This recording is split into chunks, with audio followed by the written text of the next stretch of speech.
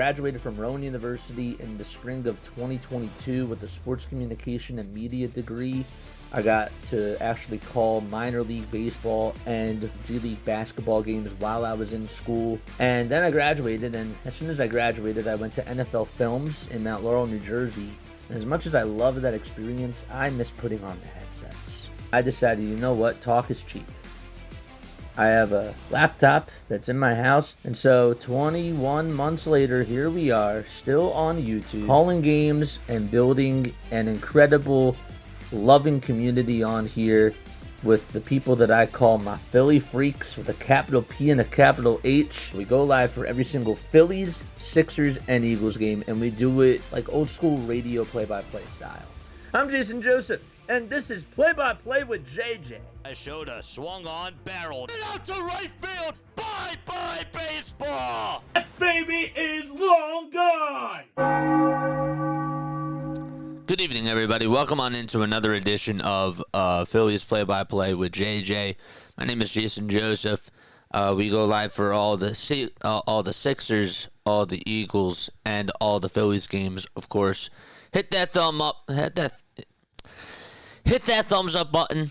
Hit that subscribe button as well, and make sure that you guys turn on the notification bell icons too, and that way you will know when we do go live. Ranger Suarez is going to be taking the hill today, and the guy that he's going to be facing, it'll be Ryan Bogarets, who has 27 innings this year, 19 hits allowed, 23 strikeouts. This guy is young, but the thing about him is that he's only going to go about 3 to 5 innings or so. So the Phillies should be able to get a hold of him today. It's probably going to be more so of a bullpen game for the Padres, but we'll see how the Phillies do fare today against him. They took 1 out of 3 against the Giants. They need to do whatever they can to finish out the rest of the first half of the season strong. They do. Pre-All-Star break. I'll put it to you that way. All right. Let's get on the right channel. Guys, let me know what your final score predictions are down below. Hit that thumbs up button. Hit that subscribe button as well. Yeah. I was a little bit crazy last night. Okay, I did a 13-hour stream, and I'm not going to lie. I'm still a little bit tired from that. I know that I definitely got sleep today for sure, but if the energy is a little bit down, you're going to understand why. So I just wanted to put that out there. I'm not trying to make excuses or anything, but, I'm doing this because I'm doing it for you all, And let's just go out there and let's just get a win today, because that's really all that I think all of us want, really. Let's get into the starting lineup for tonight's Philadelphia Phillies game. And again, let me know what your final score predictions are down below and who your standout player is going to be for today. All right, Trey Turner is going to be leading it off for the Philadelphia Phillies, and then it'll be Kyle Schwarber, Bryce Harper, Alec Bohm, Nick Castellanos, Max Kepler, JT Realmuto, Bryson Stott, and Brandon Marsh. So again, it's Turner, Schwarber, Harper, Bohm, Castellanos, Kepler, JT, Stott, and Marsh.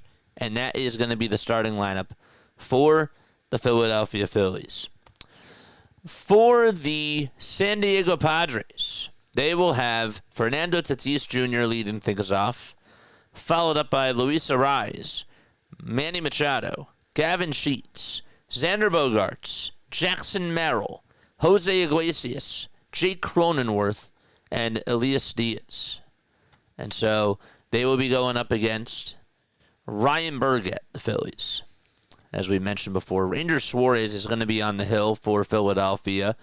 Left-handed pitcher who's had a fantastic season, a 7-2 record, a 1.99 ERA, 77 innings of work, 73 strikeouts. He's been an ace, an absolute ace.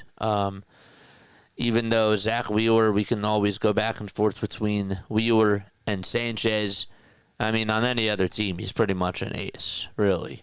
5 innings in his last outing, 1 earned run against the Cincinnati Reds. He did have 6 strikeouts. He threw 80 pitches. I know that Rob didn't want to give him too much work out there, so I don't know how long the leash is going to be for today. I'm kind of interested to see what goes on, especially because this is his last start before the All-Star break. So just monitor how many innings he's going to go today, because I think that that's something that I would be intrigued learning about in today's game. So Ranger's going to be on the hill. He went 41 2/3 of an inning in June and had a 1.30 ERA. Only gave up 6 earned runs, 7 total runs in those 41 innings of work. So I expect that he's going to go out there tonight and that he's going to dominate. The Padres are in their pink, white, and green uniforms. They have pink letters on the back and blue numbers, I believe. I wanted to see that again. Pink letters and, yellow letters on the back. Burgett this year throws a 40. He throws a 4-seamer, a slider, a sweeper, a sinker, and a changeup as well. Hitters are batting 143 against the 4-seamer and 207 against the slider as well, and also 154 against that sweeper. And Trey Turner is going to be leading it off. My standout player today is going to be, I'm going to go with Nick Castellanos. I think that it's an easy one to go with Ranger Suarez, an easy one to go with Bryce or Kyle Schwarber. I think that when it comes to the Phillies today, I'm going to go with Nick Castellanos as my standout player for this evening. All right, that's what I'm going to do. Let's make sure that we get this up and running. There it is. Whoops, that's not the one that I want. Where are we? There we go. All right, so Trey Turner is stepping into the batter's box right now. And the first pitch to Trey is swung on and missed for strike 1. Turner's average this year is at .294. He has 11 home runs and 40 RBI. And he smacks this one back up the middle. It's played on the bounce, though, by the second baseman. The throw over to first is in time.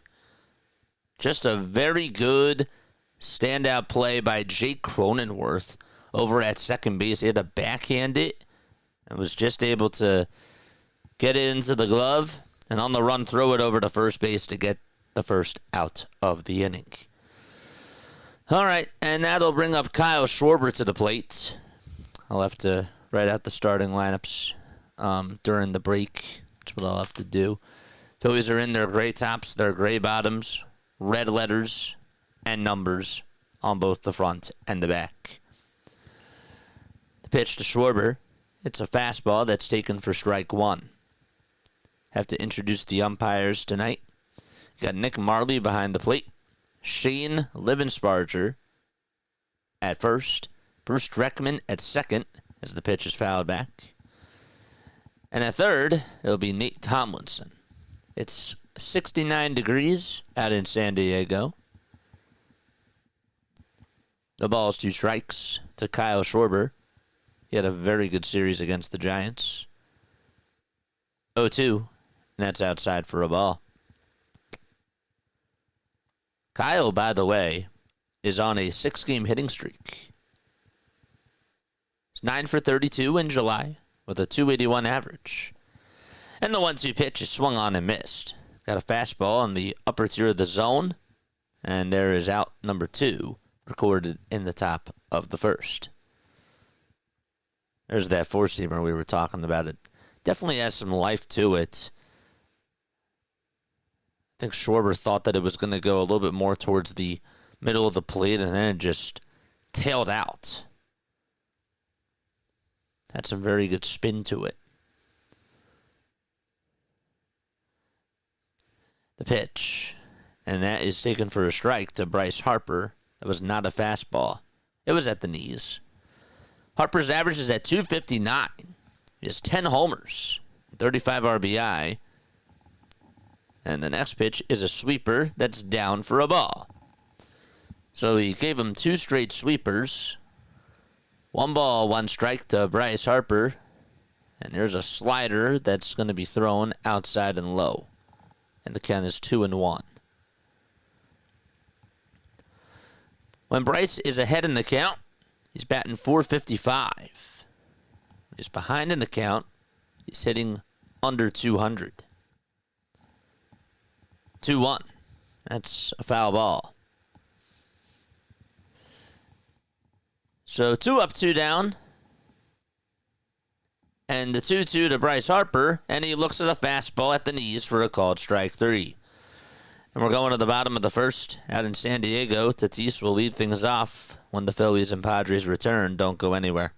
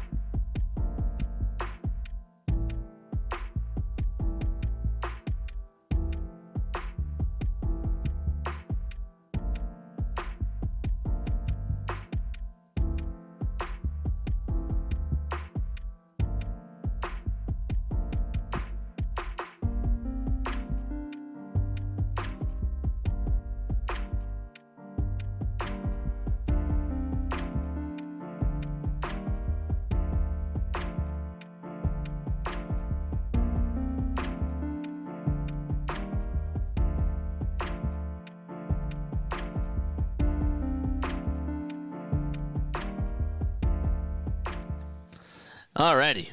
Hello, everybody. Welcome aboard to Play-by-Play with JJ, where we go live for all the Phillies, all the Sixers, and, of course, all the Eagles games as well. Let's undo that. The Padres are coming up to the plate, and they will send Fernando Tatis Jr. up to the dish first. And he will be facing Ranger Suarez. The windup and the pitch is inside for a ball. I see that District Nation is here. What's up, District Nation? Every time I see you, I want to call you DC Nation, because you like the Washington Nationals. 1 ball, no strikes, and the pitch is way inside for ball 2.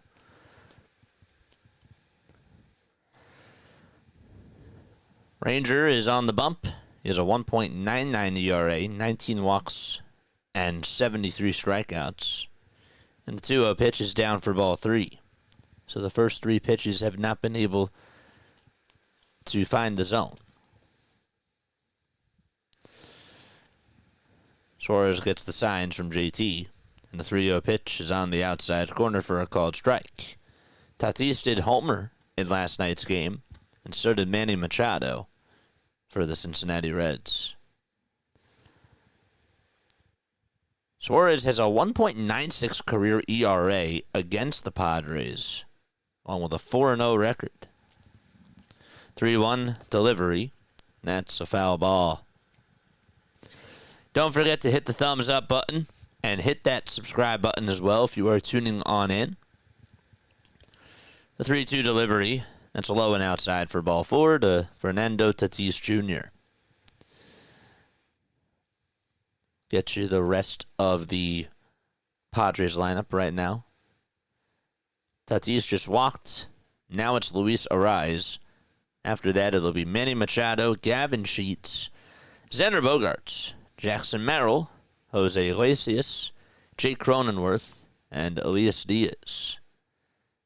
And Ariz tries to perform a drag bunt, but he took it back, and it was taken for a called strike.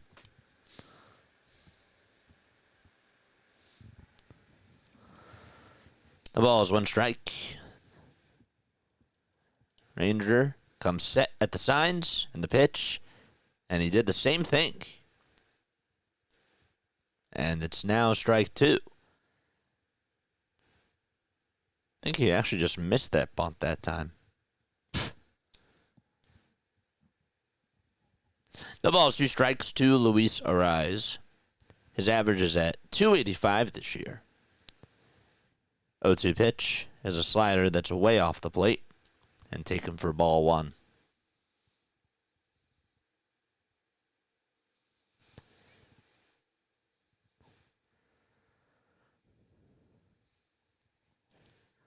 The 1-2, it's a ground ball, it's a foul ball towards the first base side.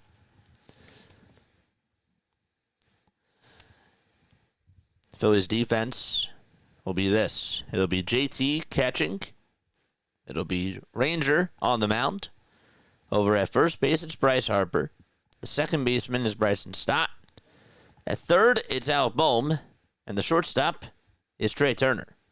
And the 1-2 pitch, and Ariz goes chasing after a curveball that was in the dirt.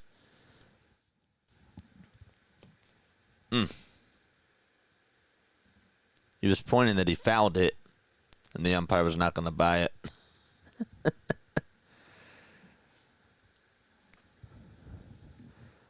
Machado is up now. He'll rest the bat on his shoulder. And there's a cutter that's thrown at the knees for strike 1 from Ranger. How's everybody doing tonight? Machado was just selected to his 7th All-Star game. The ball is 1 strike. And the wind-up and the pitch. A foul ball. Samuel's here. Good evening to you. He says go Phillies.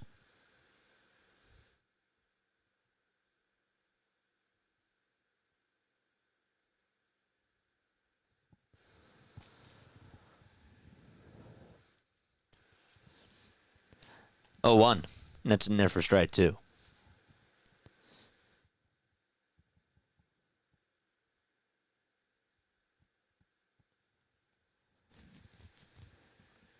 The 1-2 pitch. This one's grounded over to third. Bohm backhands it.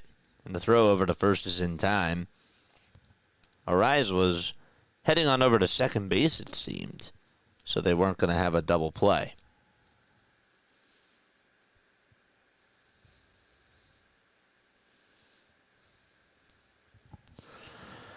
All right. Ranger has been very, very good on the road this year. He's had a fantastic ERA at a 1.06. It's in 6 games started. A 4-2 record as well. And the pitch is taken for a called strike to Gavin Sheets. 42 and a third inning for Ranger on the road. Just 5 earned runs, including 4 homers. 0-1. This one's going to be grounded over to first base. Harper will pick it up, and he flips it back over to Ranger, who has to go cover first. And the inning is over. And so, no runs, 1 man left. We go to the top of the second. We'll be right back. Don't go anywhere.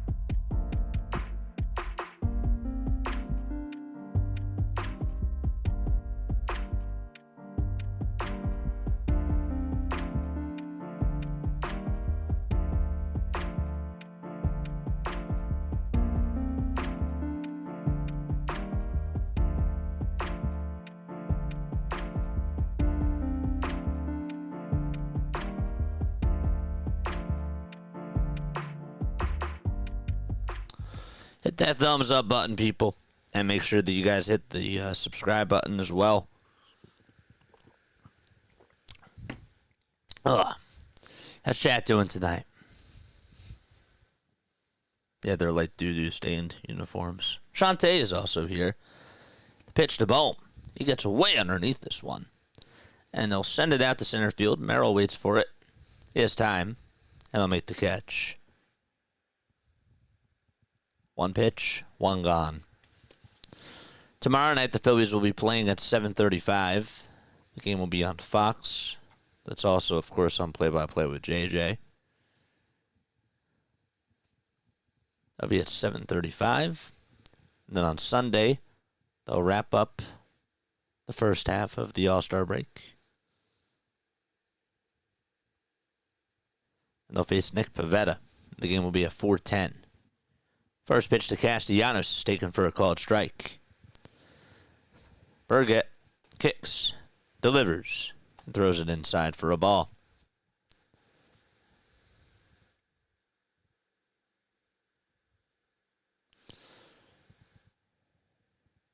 One pitch. That's a foul ball. What's up, Aviation?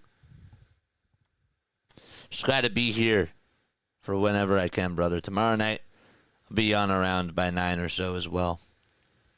Sounds good. Sounds good. I really appreciated all those people that did support me throughout the 13 hours yesterday. That was a lot. I'd like to do some more. But, that was my first time doing that. And I really had a blast. I had so much fun. 2-2 to Castellanos. This one is high. This one is deep. This one's going out to center field, and it is gone!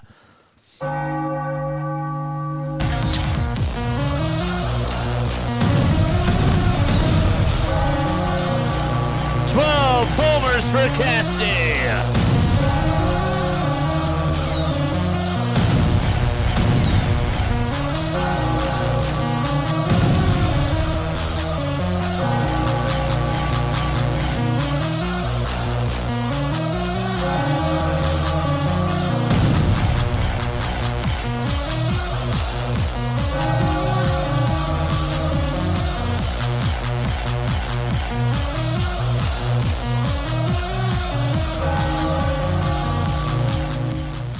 Pitch to Max Kepler. That's taken for a called strike. Oh, that was needed. 0-1 pitch. It's down for a ball. Thought maybe that Merrill was going to have a chance to try to catch that. But he just was not able to do so. The 1-1 pitch. It's up high. They try to see if he went around, though. And the third base umpire says no.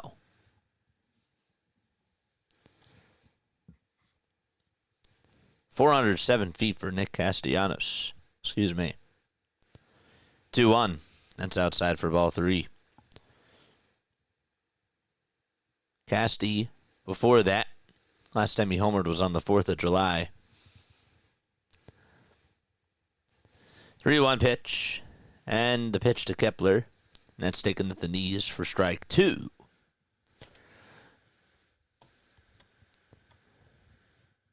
JJ, you had a feeling, I see. Thank you, BW. Shout out to you. Go subscribe to BW, folks. He just got to 3,000 subscribers, which is really, really awesome. Yes. 3-2 pitch. It's a foul ball. Sorry about the scoreboard. I don't know why it's a little bit behind tonight, but it is. It's 3 balls, 2 strikes to Max Kepler. Not 1-1. Herget will get set at the letters again. He kicks, he deals, and yet another foul ball by Max Kepler. And he stays alive.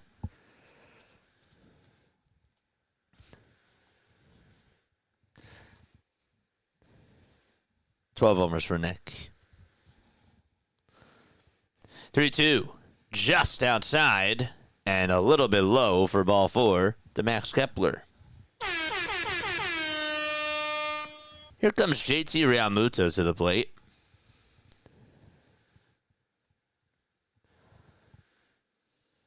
Swept the Braves 2 out of 3 from the Mets. Now first game versus the Fish.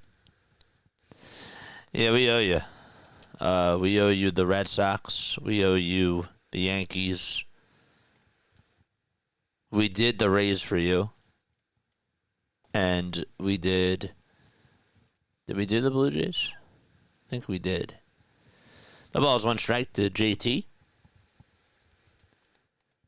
0-1 pitch. That is taken at the knees for a called strike. That comeback versus the Rays was wild.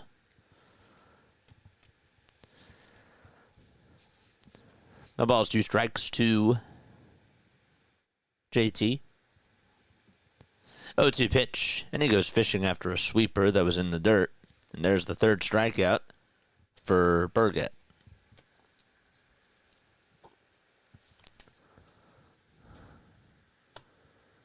Orioles have been playing all teams that are in slumps. They've been getting lucky, says Peso Frank.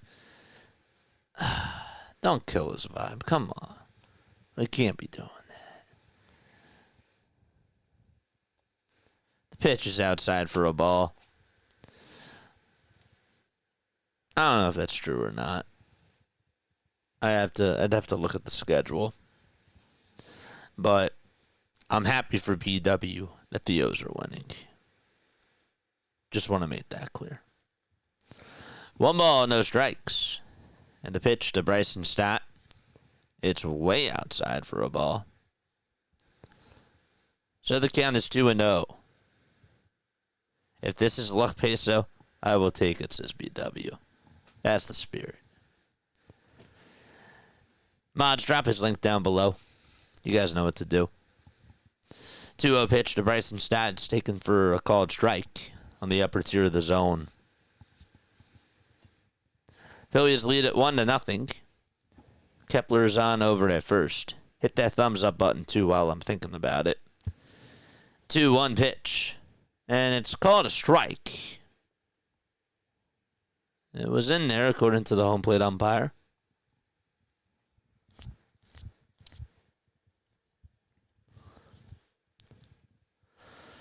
Two and two to Bryson Stott. And the pitch on the way, swing and a miss. Back-to-back strikeouts for Burgett. And the inning is over. However, Nick Castellanos hits his 12th homer of the season and puts the Phillies up 1-0. We're going to the bottom of the second out in San Diego. Very nice. Luck be a lady. I'm kidding. Good evening, everybody. Hello, everyone.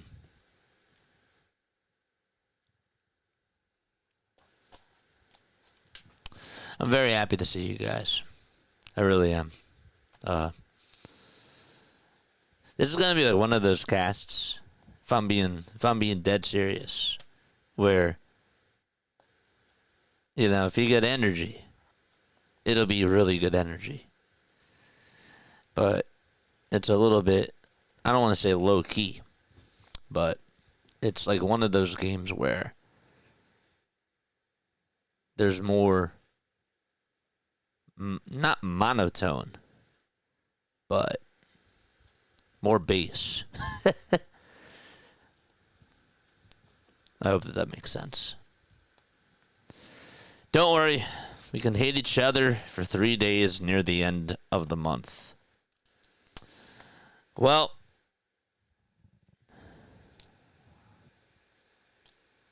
I guess, see, hate is a strong word. I know what you're saying. I get it. It's fair. It's valid. But you guys would probably need, I don't want to say that you would need the wins more than we do, because we're still battling for a division title, and I don't know where we are going to be by then. But it'll be interesting. It will be interesting for sure. Xander Bogaerts is going to lead off the bottom of the second. Speaking of interesting, don't know what that has to do with being interesting, but the pitch is taken for a called strike.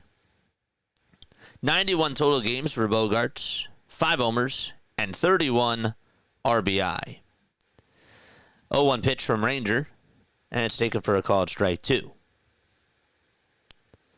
Xander has this black sleeve on his back arm. His right arm. 0-2 pitch. It's inside for a ball.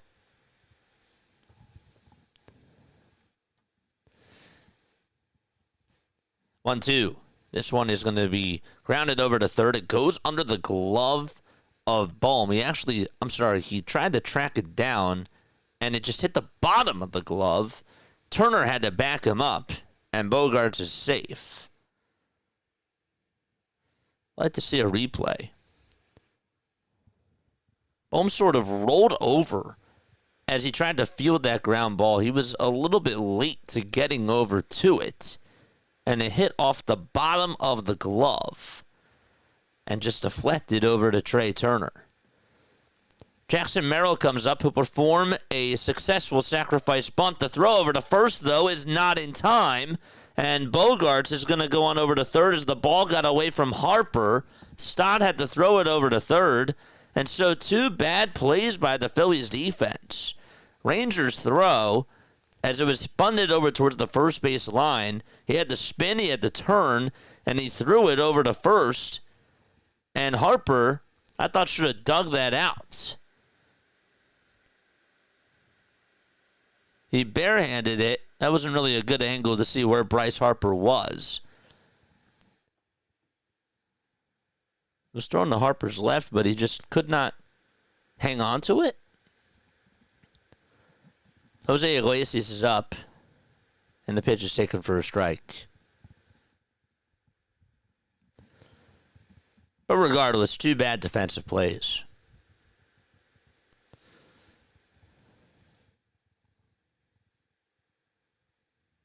Oh, 1 pitch is a foul ball. So they called Bogaerts getting on with an infield single.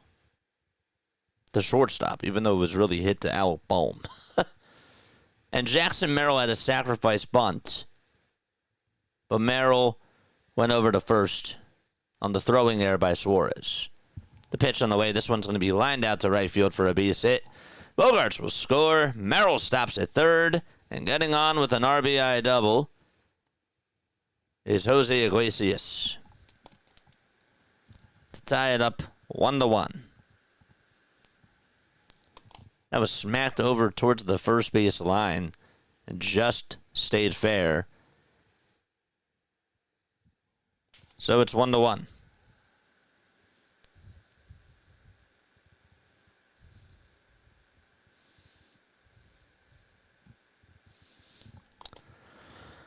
That's Iglesias' 6th double of the season.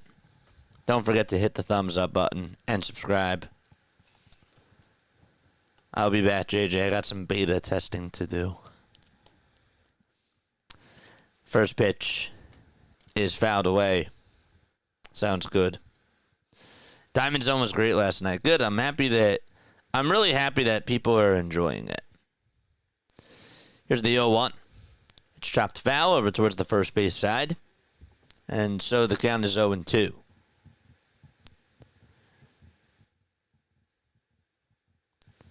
If you guys just love baseball, if you have any players going in fantasy baseball, or if you have any bets, Diamond Zone really is great for you. Imagine if baseball had NFL Red Zone. That's Diamond Zone. 0-2. There's a swing and a miss to Jake Cronenworth. He's down on strikes. There's the first strikeout, the second strikeout of the game for Ranger.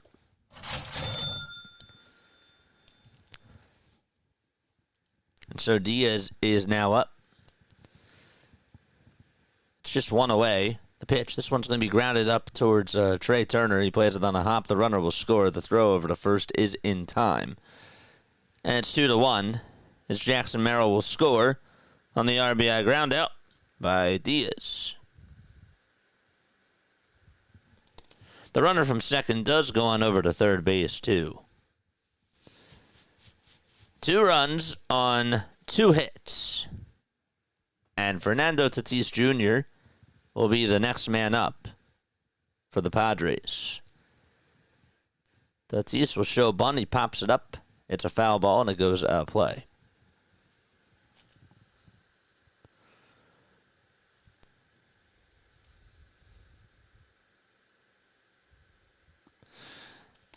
The game's over. That's it. No balls, 1 strike. 2 outs. And the pitch to Tatis. This one's going to be lined out towards right center field. That's going to get down for a base hit. And the Padres are going to make it now 3-1 as Iglesias will score on the RBI single by Tatis. 3 runs scored in this bottom of the second inning. That was not a good pitch thrown by Ranger. Decided to, challenge him with a fastball on the middle outer third part of the plate. Regardless, it was in the zone for Tatis to hit. Toss back over to first. That's not in time. That's the 3rd hit and the 3rd run scored in the bottom of the second for the San Diego Padres. Suarez is in the box, and the pitch is taken outside for a ball to throw over the second base. Turner drops it. It gets on by him. It gets on by Stott. It goes out to center field, and Tatis will go on over to third base. And the defensive issues continue to increase for the Philadelphia Phillies in this bottom of the second inning.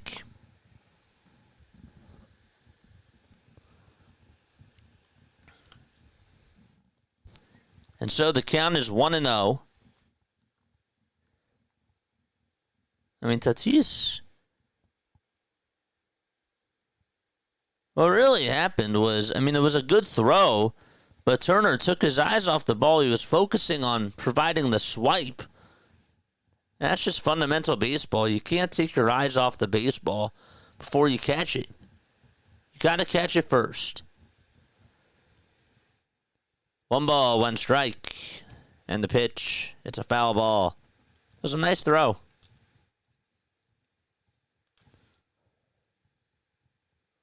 They called it a throwing error from JT. Doesn't make any sense.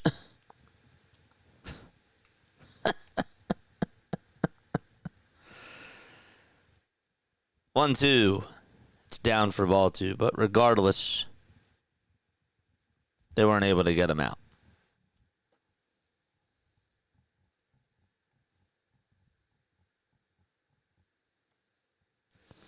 It's early.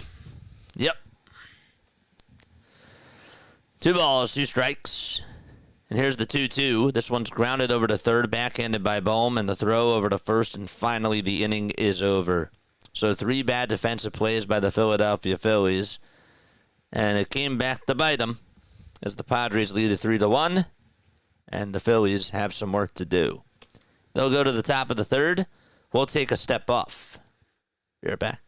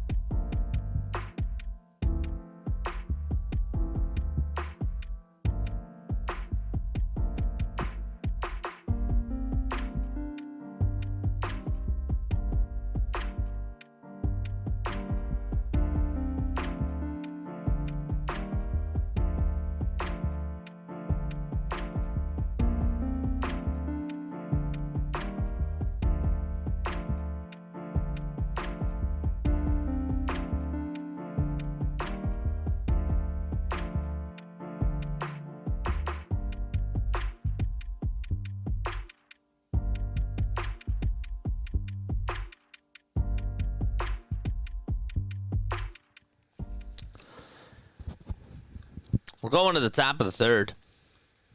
Brandon Marsh is going to be coming up. You know, the one thing that I learned from this Diamond Zone stuff is that it is so easy to make YouTube shorts. And YouTube shorts for that are awesome because you're covering all the baseball games. You're covering all the big moments. And so it's really easy to market yourself that way because how many people are doing that? The ball is 1 strike. That's to Brandon Marsh. Burgett is back out there on the bump. And the 0-1 is taken for strike 2. Don't forget to like and don't forget to subscribe. Even if you've been tuning in for months and you have not hit the subscribe button, it's just generosity.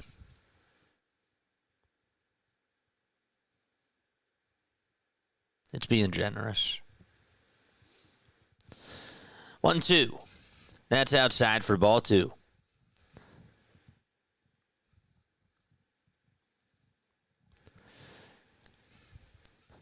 Marsh in the box. Here's the 2-2 pitch. That's outside for ball 3. So they called it 2 errors in that inning.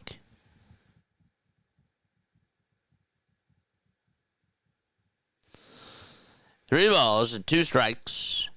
And the next pitch is fouled away.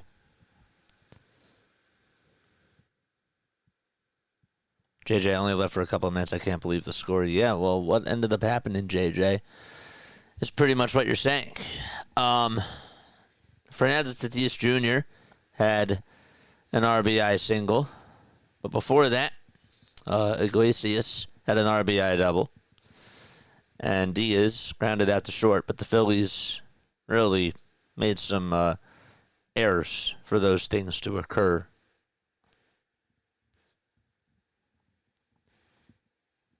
Bogarets got on with an infield single. It was really an error from Baum. 3-2. This one is fouled away. Merrill then hit a sacrifice bunt. And on a throwing error by Suarez, caused Bogarts to go on over to third base. And then the damage was done. The 3-2 pitch to Marsh. This one is flied out over to right field. It's carrying a little bit, but it's going to stay in the ballpark. As Tatis goes back and makes the catch. Thank you for the sub, Ashton. It was very kind of you.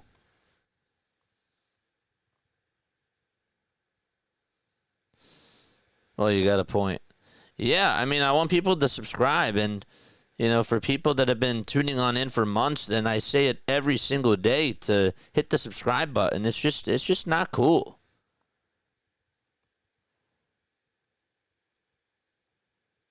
The pitch is taken for a ball.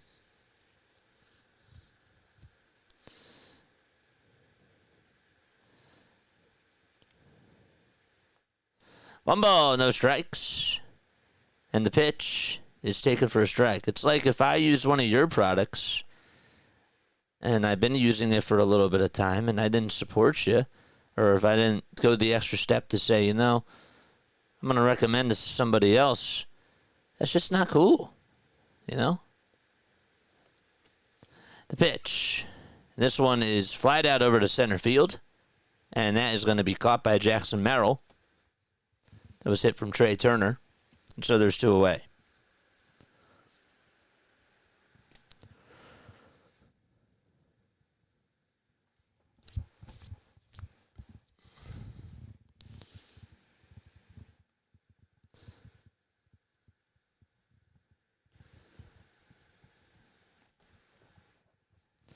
The pitch.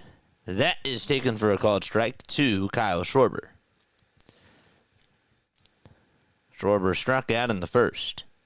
Phillies are down 3-1 in the top of the third inning, 2 away. And here's the 0-1. That's down and out for ball 1.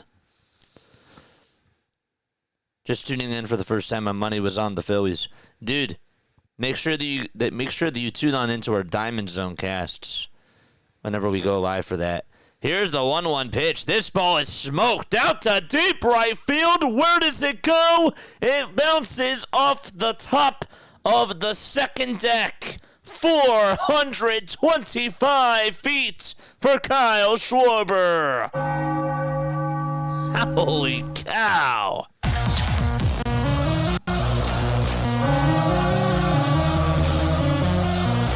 I didn't even see where it went. And then I saw it, and I'm like, wow, it went that far?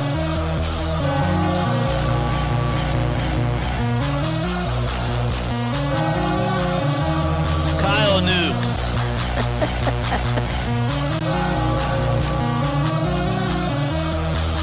Wow.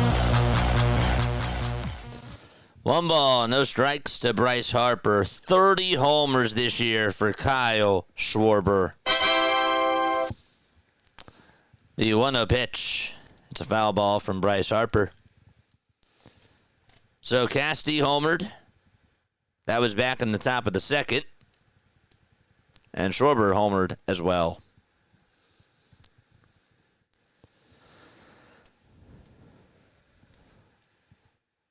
Harper dealing with a 1-1 count. 10 seconds left on the pitch clock. And time was called. Harper is going to reset.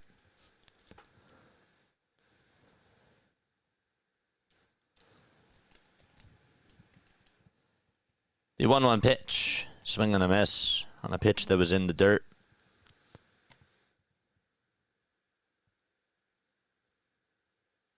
I thought somebody said that the game was over. 1 ball, 2 strikes.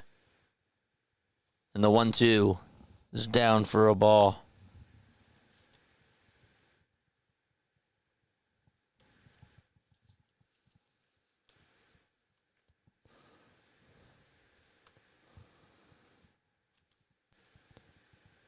Two-two delivery to Harper, swing and a miss on a pitch that was in the dirt.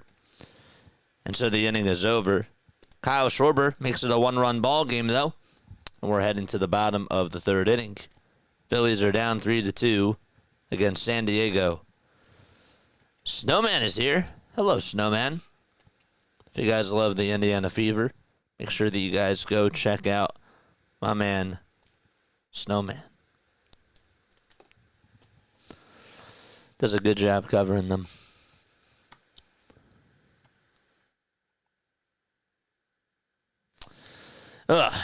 So yeah, our Diamond Zone casts. What are they?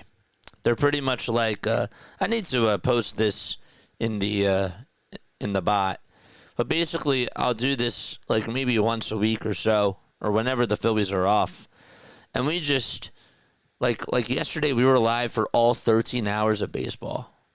We did. We started at 11:40 a.m. for the very first game, and that was O's versus Mets. And we stayed on until for pretty much the final pitch of the final game. And we were on for 13 hours. And we just covered all the big moments during all the big games. And it was really cool. It was a lot of fun. It's baseball's version of Red Zone. And it was nice. We changed the scoreboard. So what's cool is that the Sports Scores bot app allows you to sort of just change the scores whenever you can. And so with the way that they have it, it's kind of like a switcher, really. It's just so cool. So it's easy to follow along. So like, for example, all right, let's go live to the Brewers game. They're going to the top of the 9th. You know, there it is right there. You just see the scoreboard change. Oh, we got some drama going on out in L.A. with Mike Trout up at the plate, and the count is 3-1. It's just so cool. It's a lot of fun. And if you like that, if you just love baseball, period, and you just want to hang out, it's a really good cast for you guys to tune on into. The pitch to Machado, it's taken outside for a ball. The other cool thing is that it also makes you study more of the players, and it keeps you updated with everything that's going on around Major League Baseball besides just with the Phillies. 2 balls, no strikes. Bottom of the 3rd. Suarez kicks, fires, and throws it outside for ball 3. Can't let Kyle walk next year. That's a marathon. It was. Thank you, man. I appreciate it. 3-0 pitch. That's in there for a strike. Now the question is, how do I keep the stamina from doing that and then still doing these? Like, that's something that I'm gonna have to work on that. 3-1.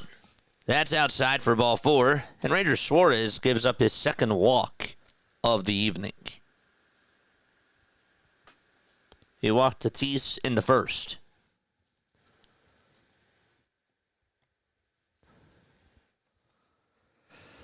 Whew.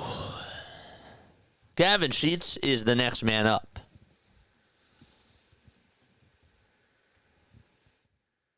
The diamond zone, not to be confused with the cubic zirconia zone.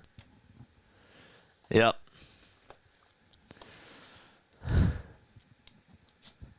The pitch is taken for a strike. 0-1. That's outside for a ball. I'm laughing because Michael was on there when I was ready to sign off, and I went to my black screen, and I was like, just kidding. We're staying on until the 13th hour. And it was only like an extra 3 minutes or so. The pitch. And that is popped up over to Trey Turner in the infield grass, and I'll make the catch. The basket catch for out number 1. Suarez with 44 pitches so far. He's given up 3 earned runs. He had a 1.99 ERA coming on into today.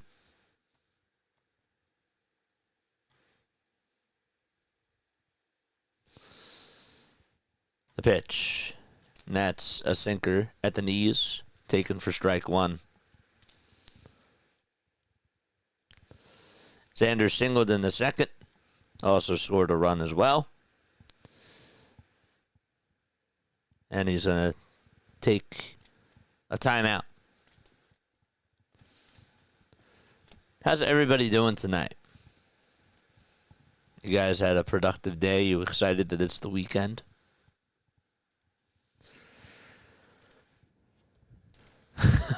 Yeah, I said no just to stay on for 3 more minutes. I was going to do it anyways. 0-1 pitch. That's a foul ball. I had to hit the 13 hours. I had to.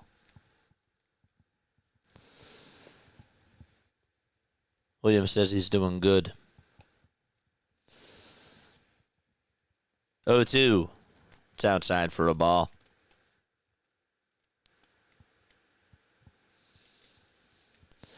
Bogarts is 6 for 12 against the Phillies this season.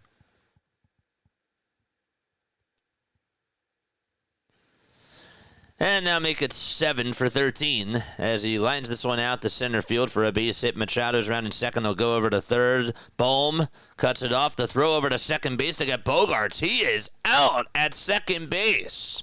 Bogarts tried to extend a single into a double. He thought maybe he had time because Marsh threw it on over to third, and Bogarts got himself out. It's just a single, but now there's 2 outs.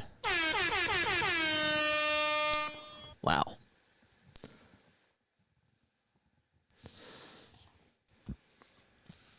That was just a bad base running play.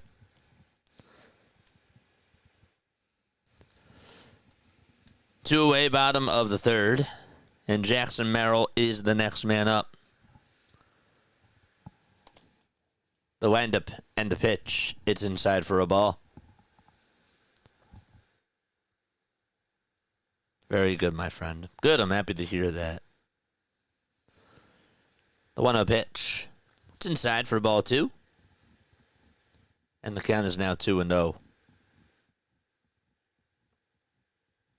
But yeah, cutting the shorts from all those games yesterday is such a great idea. Because I really want to get more and more baseball fans on here. The 2-0 pitch. And that's a sinker at the knees for a called strike.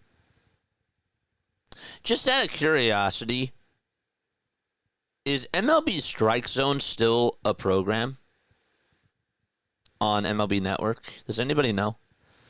Here's the 2-1 pitch. This one is flied out over towards deep center field. Marsh goes back towards the track, and he makes the catch in front of the wall. It's still a 3-2 ball game, and we're going to the top of the fourth. The Phillies are down by 1. I saw Fernando Tatis Jr. get robbed on a home run last night from Jake McCarthy. At least an extra base hit. And so kind of made me think a little bit about that, but even though it wasn't the same play, it just brought back that memory from last night.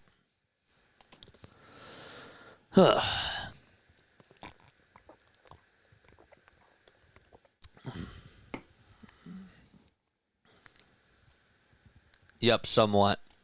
213 people in the chat? Dude, I haven't even looked. What the heck? That's awesome. Wow. Not even on my best night. That's pretty cool.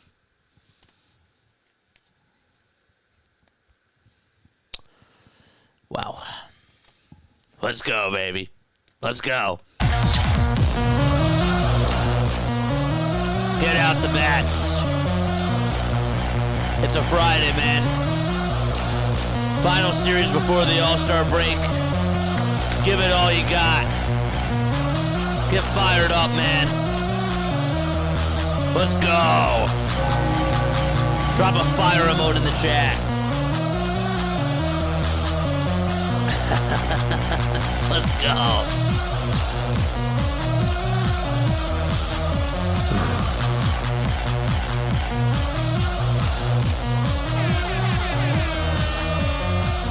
Let's go, baby. All right. There's some Phillies fans that have made it over to Petco Park. It's cool. Al Bohm is going to lead it off in the top of the fourth. Let's go, man. First pitch that he takes us down for a ball. I would really love us to get to 6350 today on the subs. I think that'd be awesome. 1-0 pitch. And check swing, did he go? The pitch was outside. And no, says the first base umpire. It's a 2-0 count.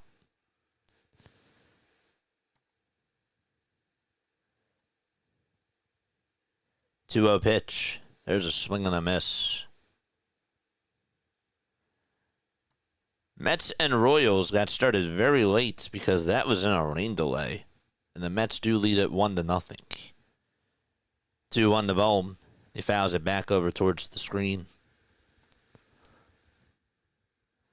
I'm thinking about, for Diamond Zone, getting a home run counter. You know, like a home run tracker. Just to see how many homers occur when we stream. Same thing with runs. 2-2. That's up high for ball 3. But chat, I need some ideas. However many runs and however many homers are scored, like, what should I do with that? Like, I feel like there should be some type of incentive for that.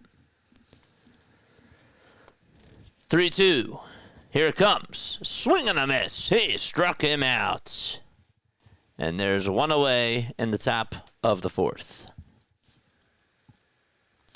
And Nick Castellanos is up now. He homered his last time up. It's 3-2, San Diego.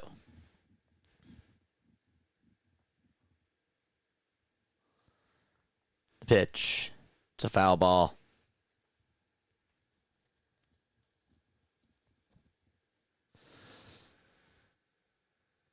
Who's the Phillies' all-time home run season leader? Without even checking, I would assume it has to be Mike Schmidt. Wait, season leader? Howard. 0-1. That's outside for a ball.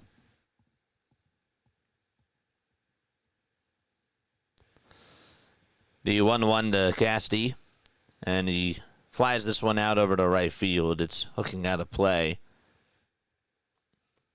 And it's a 1-2 count now.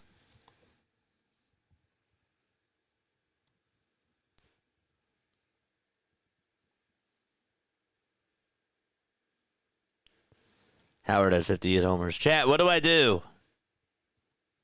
What do I do? Nobody answered my question. 1-2 pitch. It's outside for ball 2. I need ideas. I do.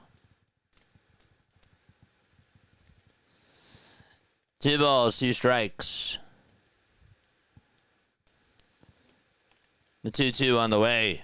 That's a little bit low for ball 3. Almost got the call there.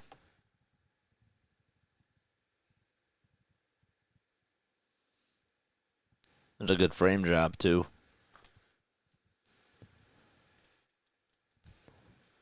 3-2. That's a foul ball. For every home run, you have to give out a membership. I was thinking that. I was thinking about doing that as an incentive. Take a shot for each homer. Now, that's a good one, too. That's that. I like that. 3-2. Swing and a miss. And 7 strikeouts for Burgett on the evening. Back-to-back Ks for him. For every run scored. I don't know. But for every homer, you have to, I like to drink something. The pitch. That's taken for a ball. Thanks, Larry. That's very PG. The 1-0 pitch. That's taken for a strike. This guy has 7 strikeouts against us. Wow, just wow. Does it really surprise anybody? The 1-1 pitch to Kepler. He flies this one out over to center field. Merrill drifts towards his right and now settles over towards his left. And I'll make the catch. And the inning is over. Going to the bottom of the 4th. Padres lead at 3-2. Watch Brockmeyer and just copy everything he does. Brockmeyer? Brockmeyer?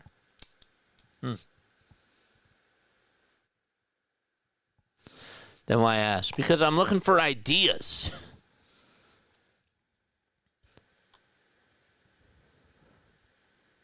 That's what I'm looking for.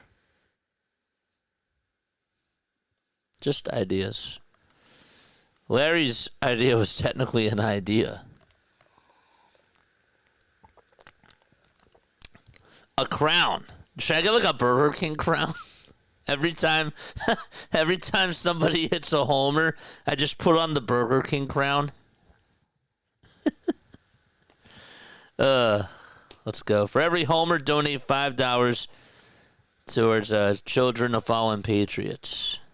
Was thinking about. That was also something that I was thinking about too. Not for that, but I was thinking about donating. Don't yell at me. Oh, I'm not yelling at you. It's all love. It's all love. If I'm yelling at you, I'd be like Seema.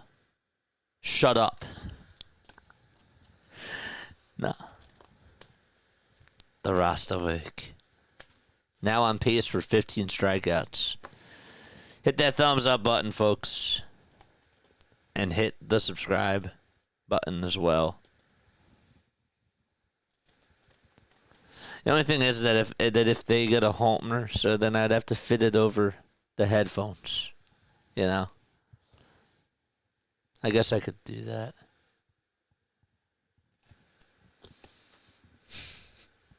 I can make my own crown. You could get a real crown. Yeah. I like that. I like that. I like that a lot, actually. We got to put on the crown every time there's a homer. Halloween store has them. Yeah. I think that's what I'm going to do. I do. No balls, one strike in the pitch to Iglesias. He lines this one out over to third. It's caught by Baum. And there's one away. I like that idea a lot.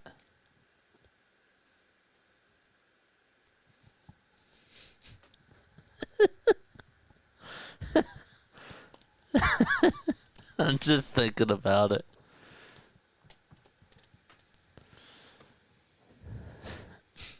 Just with all the shorts, it'd be really funny.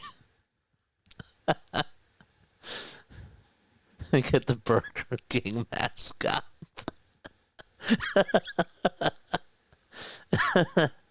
No balls.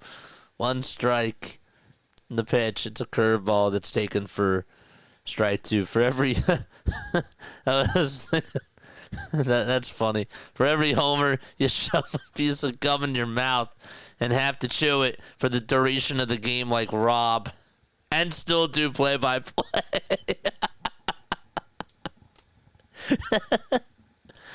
Doesn't matter if I choke on stream. The pitch. Strike three called. And Ranger Suarez gets a strikeout. There's two away in the bottom of the fourth. It was actually a strikeout swinging, but regardless, two outs. And Diaz is now up.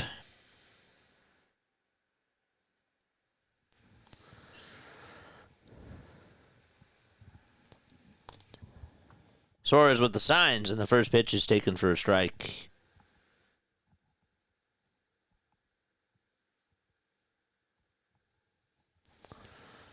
Oh, 1 pitch.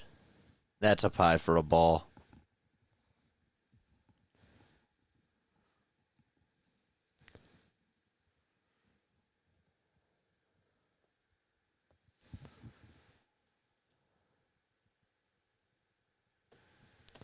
One ball, one strike.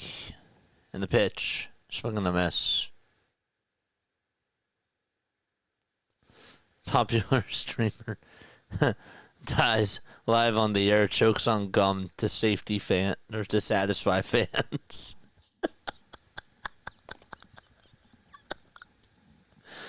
1-2 pitch. This one's flied out over to right field.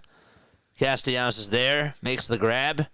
We're going to the top of the fifth. Phillies are down 3-2 against the San Diego Padres. But Suarez did good.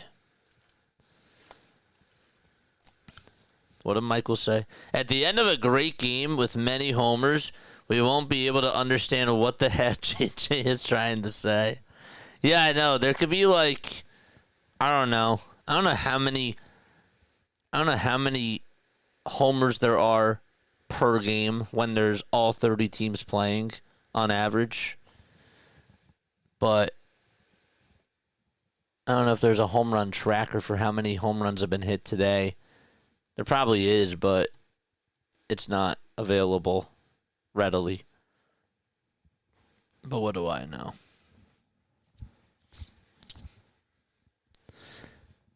Garcia did homer again today. Wow. So if every team homered, that would be, I'm thinking about it now. It would be 30, right? So if every team hit a homer, that'd be like 30. So maybe, I guess it would have to be a little bit less than that, right? On average.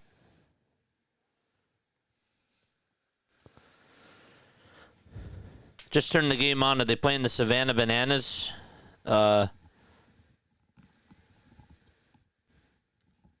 You're watching a different game.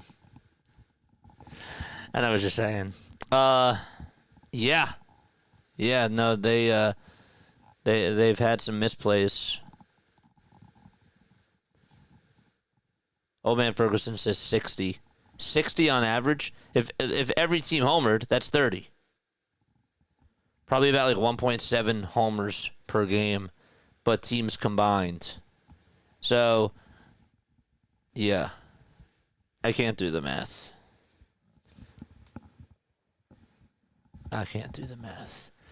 Thank you for the sub. Whoever just did that. Top of the fifth. 3-2 San Diego. JT will lead it off. The first pitch is lined out to left field for a base hit. The tying run gets on base. So, JT is aboard with a leadoff single. Let's go. Very, very nice. Love to see it. Here comes Bryson Stott to the plate.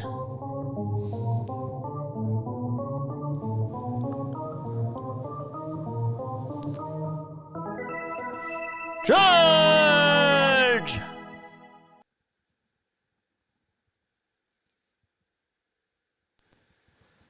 The windup and the pitch fouled away.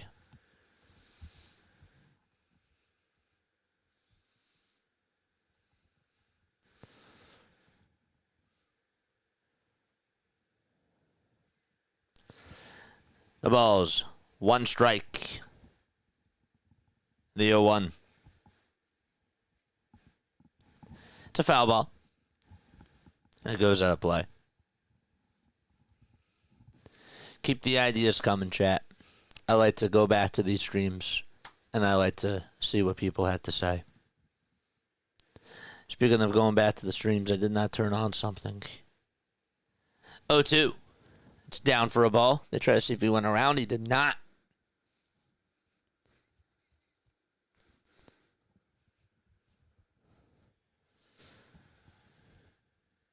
Abraham Antonio Mata Rodriguez, thank you so much for coming on to the channel. 1-2 pitch. This one is lined out to right field. Tatis on the run. Did he make the catch?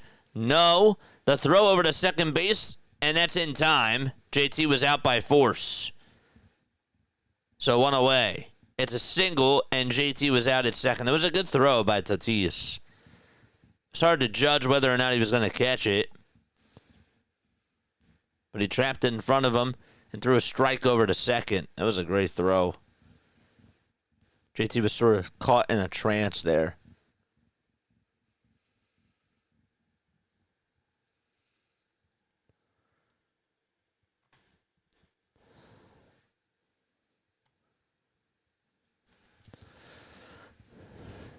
So one out in the top of the fifth. And the pitch is taken for a called strike. I just realized, imagine if you played fantasy and you needed Stott, you were facing Stott and you needed him to get out or something, and something like that just happened. 0-1 pitch. This one's going to be flat out over to left field. Sheets on the run. He'll make the catch. And so there's out number 2.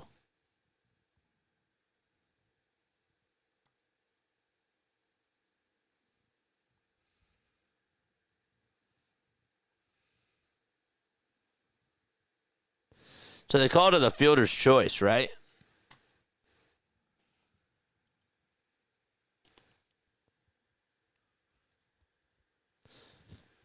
Yeah, that's technically a fielder's choice. It's like one of the odd fielder's choice plays.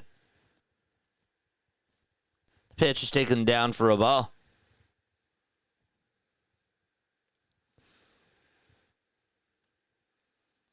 One ball, no strikes.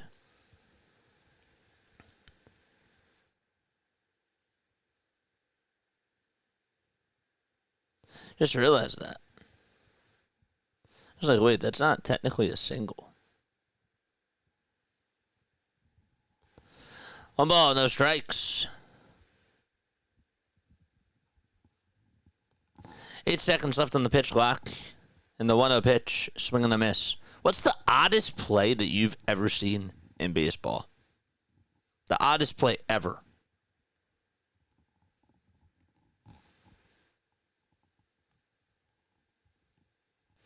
One ball, one strike. And the pitch, swing and a miss. It's just your basic 9-6 play. Yeah, pretty basic.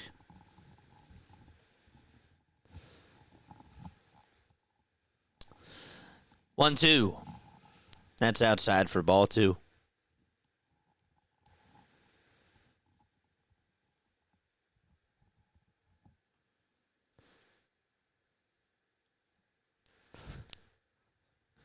could have like my own. I could have a menorah, Michael. 2-2. Nets down for ball 3.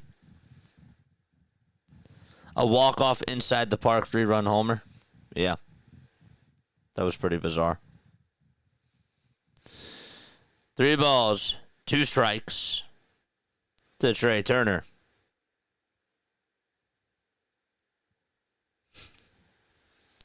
Payoff pitch. It's outside for ball 4. And he gets on with a 2-out walk. Any other bizarre baseball plays that you've seen? Randy Johnson smacking that bird. Yeah. I was thinking about that. I was thinking about Joba Chamberlain.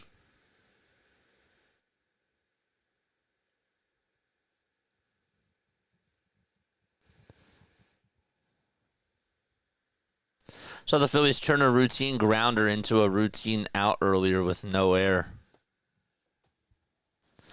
Pitch and change is coming for the San Diego Padres, and they will take a step off. The way that...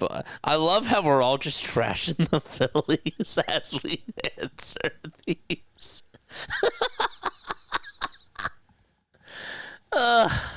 Pain. Absolute pain. Can you imagine how many millions of pitches have been thrown in baseball and only one bird got hit? Well, there could have been more than one, but it was not televised back when baseball first started. But even in the papers, like, you didn't see that sort of stuff, so it's interesting. George Brett absolutely losing his coconut. The Pine Tar game was one of the oddest sagas ever. That's what I'm going to write.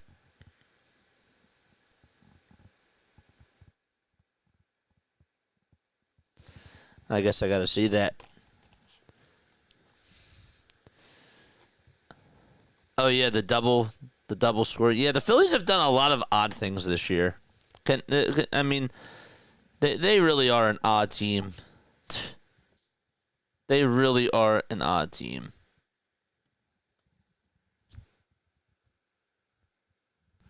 Pete Rose catch when the catcher dropped the ball. That's a good one, too. It's a very, very good one.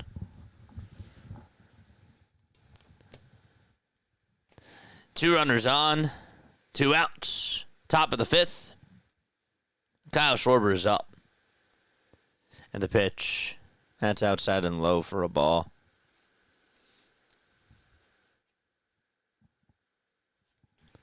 Yuki Matsui is on the pitch.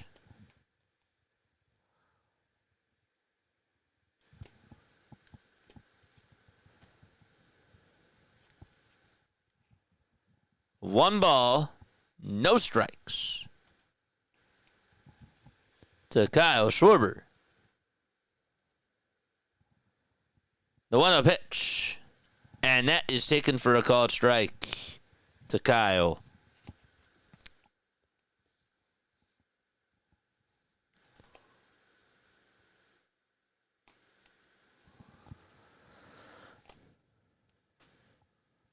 Oh, running up the wall was a good one. 1-1 to Kyle Schwarber. Odd Phillies RHP struck on his pitching hand by line drive, recovered ball, and fired to first with his left hand for the out. It's a good one, too. Very good one. Thanks so much, Jack. Appreciate you. Very, very nice. 2 balls, 1 strike to Kyle Schwarber. That's a good one, too.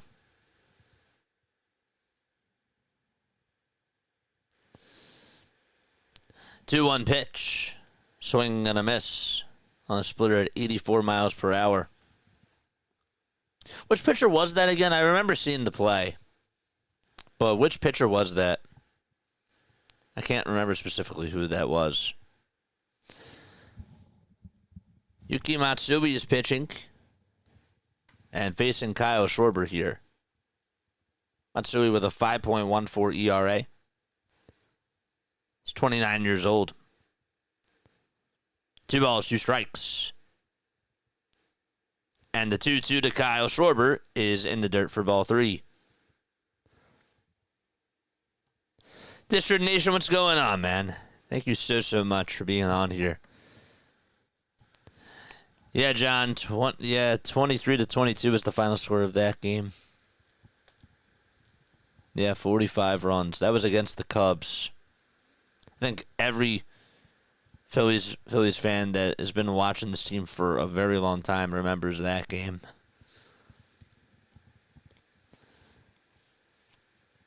Three balls, 2 strikes to Kyle Schwarber.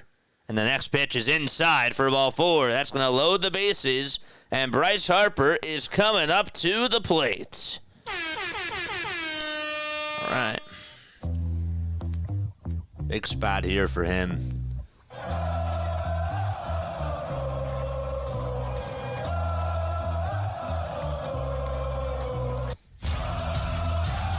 Let's go, Bryce. Drop the Harper emotes for all the members out there. Memberships for $2.99 a month. Let's go. Let's go, Harper. He's 0 for 2. He's due. I mean, he had a 4-hit game the other day, but it'd be really nice for him to come through here. He struck out twice. Bases loaded for the Phillies. They're down by a run. Ruben Niebla is out there to talk to his pitcher. Schwarber's at first. Turner's at second. Stotts at third.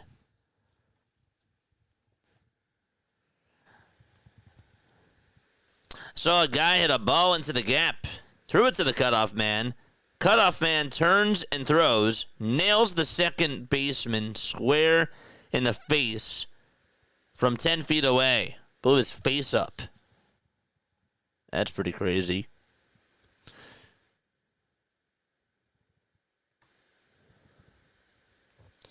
One hopper bat to the pitcher on third base side. Stuck in the glove. Pitcher threw the glove 30 feet. That's a first for the out. That was another one. Harper is up. And the pitch to Bryce. He grounds this one over to first base. And Arias has it and tags the bag for out number 3. He pulled it over towards the first base side. And nothing to it. Bottom of the 5th coming up. And the Padres lead it 3-2. Darn it. First time I saw a player break the bat in half on his thigh, Bo did it on his head. Like it was a pencil. Velasquez. That's right. That's right. Vince Velasquez. Now I remember specifically who it was. Vince Velasquez.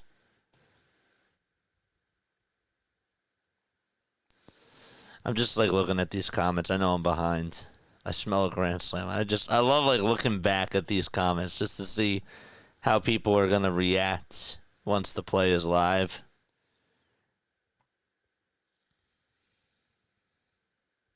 Table is set. Let's eat.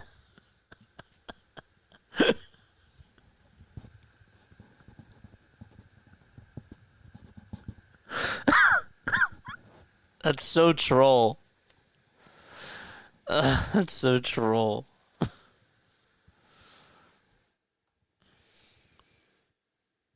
Wow. Hit that thumbs up button, people. And subscribe to the channel. How many people do we have on here? JJ, are you streaming the All-Star game? To be honest with you, I don't know yet.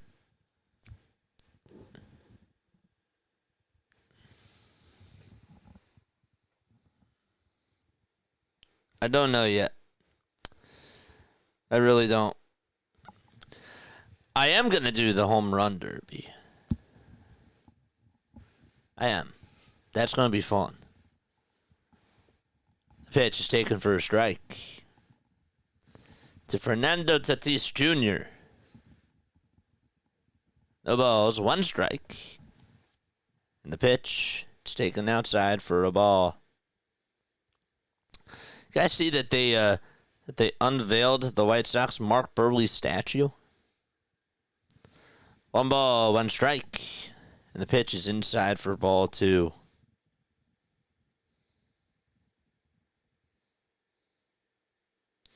Buehrle's now 46 years old.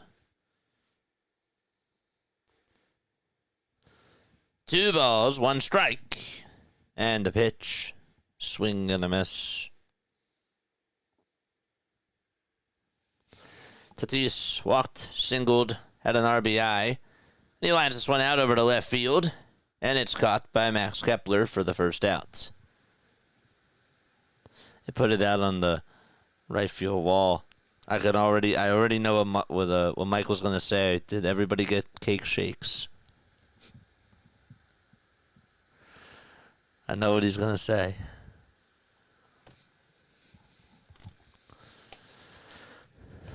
Luis Suarez is up at the plate. And the pitch is on the outside corner at the knees for a called strike. Ranger was 67 pitches. 3 runs allowed. And all 3 runs came in the bottom of the second. 0-1 pitch to Arise. And he flies this one out over to left field. And 2 straight outs recorded by Max Kepler, 2 away. Now I don't have to say it's this Michael. I took the words right out of your mouth. Just like Meatloaf.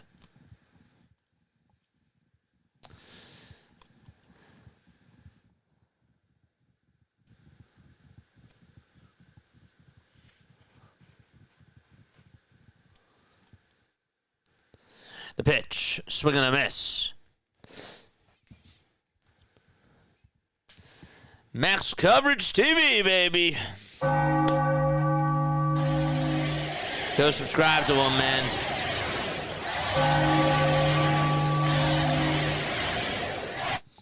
No balls, 1 strike to Manny Machado. And the 0-1 swing and a miss. Max, I hope you're doing well, man.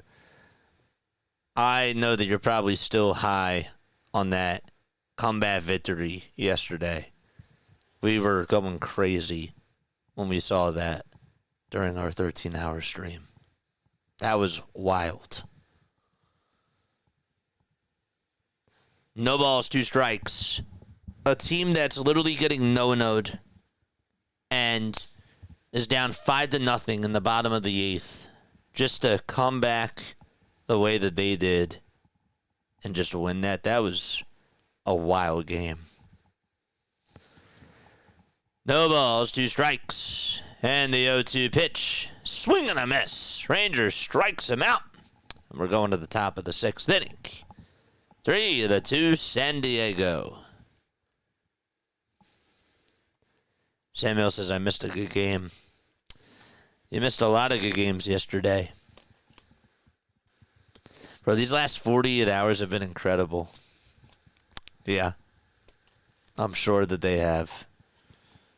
That was a good win. I'm not even a Yankees fan, but I got to tell you that was a wild game. What game was that? That was the Yankees game. Yeah, we had a fun stream yesterday. The Yankees game was great. The Mets first game was wild as well. The Braves game versus the A's was a pretty good ending. And then the Diamondbacks and the Padres really kept you on your toes. It was like, who was going to score? Was anybody going to score? We had a lot of games with a lot of drama yesterday. Wasn't it 13-0 Phillies? That was 2 days ago. Two days ago. That was against the Giants. Was it 13-0? I don't think it was. Why my mind is, I feel like I'm suffering from memory loss now. It was 13-0. I'm forgetting a lot of things. That's not good.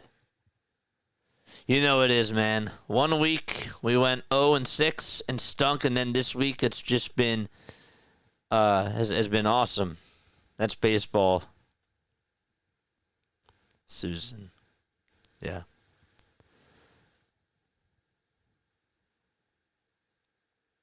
That's baseball. Jeremiah Estrada is going to pitch. I think he pitched last night for the Padres. 44 games for him. A 2-4 record. And a 3.07 ERA. Please go subscribe to Max Coverage TV, everybody. And, folks, hit the thumbs up button and subscribe to the channel, too. It's much appreciated. Top of the 6th inning. 3-2 San Diego.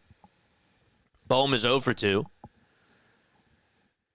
And the pitch. This one's grounded back up the middle, sliding, stopped by the shortstop. Iglesias throw over to first in time. Nice play. That was a smooth slide over at short, and he made it look so easy. Wow.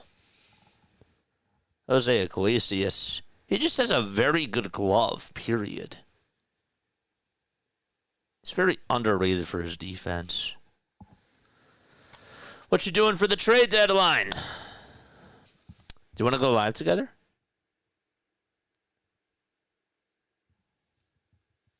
The Yankees on that day? I don't think the Phillies are. The pitch is taken for a strike. Do you want to do a live stream together? Oh, this would be sick. I've always wanted to do a live stream with you. I've always wanted to do that. That'd be really cool. The ball is 1 strike. And the pitch. It's grounded foul over towards the left side. Trade deadline day. It's always the 31st, isn't it?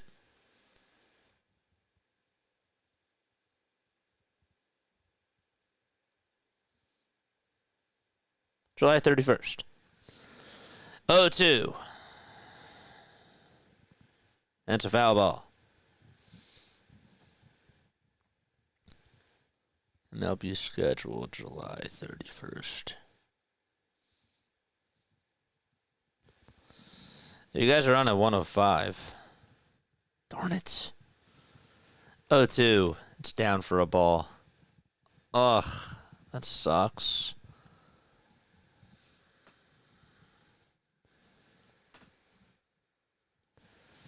Yeah, it was a lot of games. 1 ball, 2 strikes to Nick Castellanos. It's like fighting the Matrix. The 1-2 pitch. Swing and a miss. Plan on streaming 11-6 for the deadline. If you want to pop on and hang out for a little bit, especially... dude, let's go. Let's go. Oh, yes. I would love that, man. I would absolutely love that.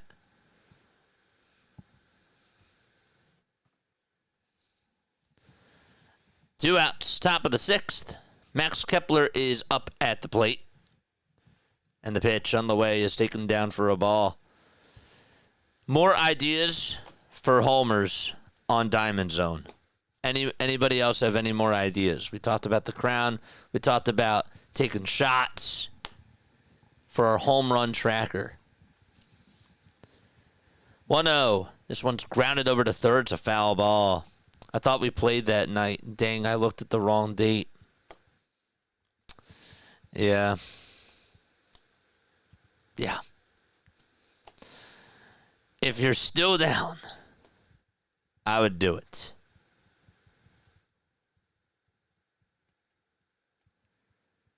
The 1-1 pitch. That's a foul ball again. For every homer, Max Coverage TV has to give his awesome cat a treat. I'll have to show... for every homer that gets hit, I just show Simba.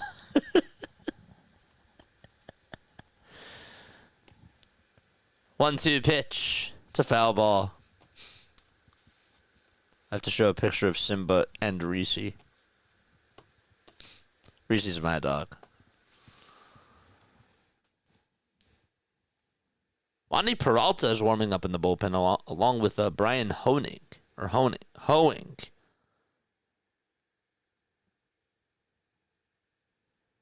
The 1-2 pitch. It's going to bounce in the dirt for ball 2.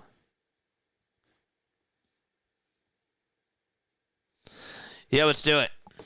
4-6. I'm fine with that too. I'd be down.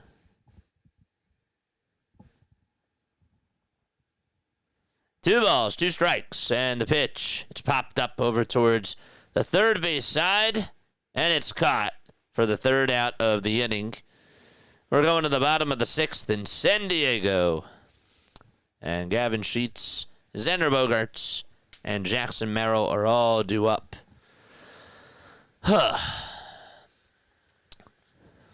Michael, he was a needy one tonight. He usually is camera shy.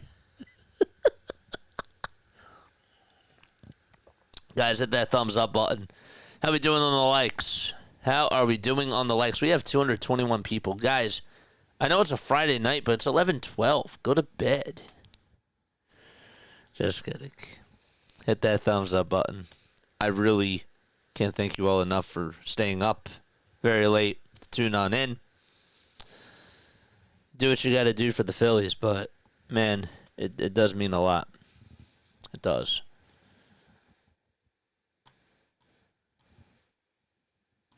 Now on pace for 13 and a half strikeouts. Play the Price is Right music. After every home run.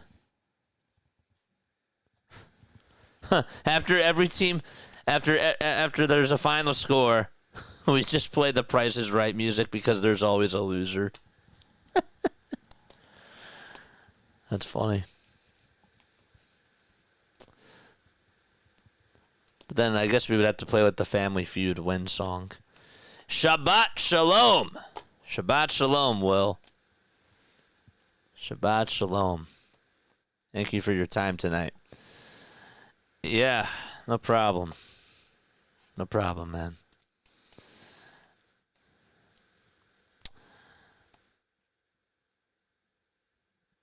I was thinking about something and I lost my train of thought. Liked and shared. Joel. Woof. Thank you.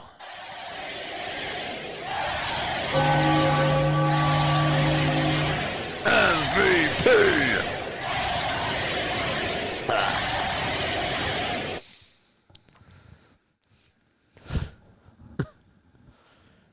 Pitch.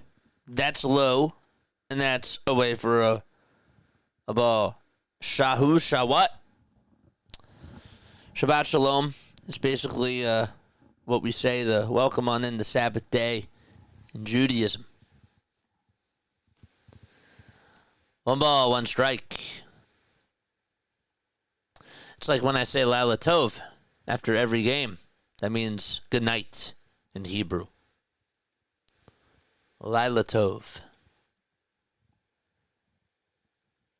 I didn't come on here to be lectured about learning Hebrew, JJ. I came on to listen to a game.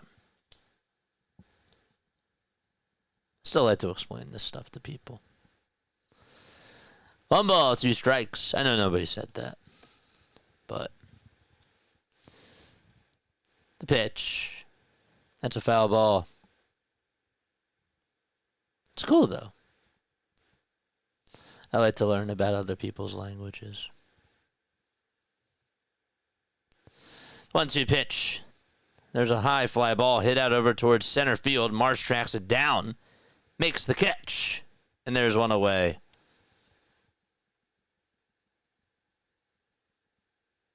That's a you, bro.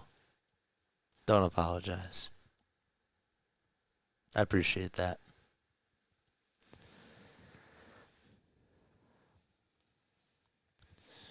Ranger has the lowest hard hit rate this year. You know who's right behind him? I don't know if you ever heard of this guy. His name is Zach Wheeler.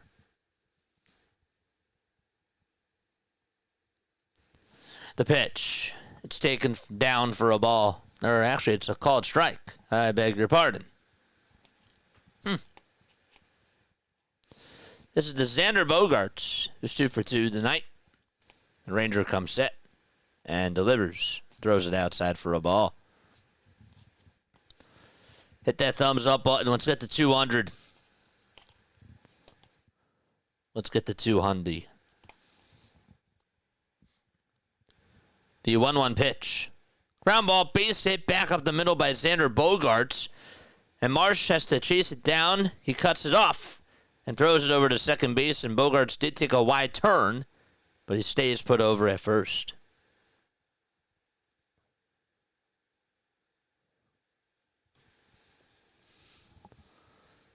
Man, I thought that was Greek. You thought I was Greek? Thanks, I guess.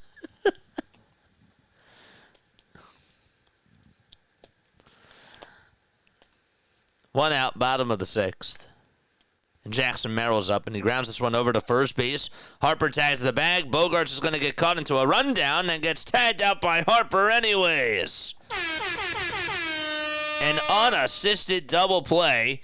It was sort of a game of chicken as soon as Harper tagged the bag, and Bogarts was like, what do I do? And Harper was sort of staring for a couple of seconds, and it just ran and tagged him.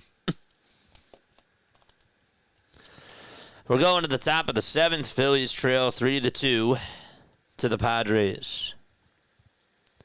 No one should be untouchable at the deadline. Yup. There should be somebody that is untouchable. And his name is Zach Wheeler.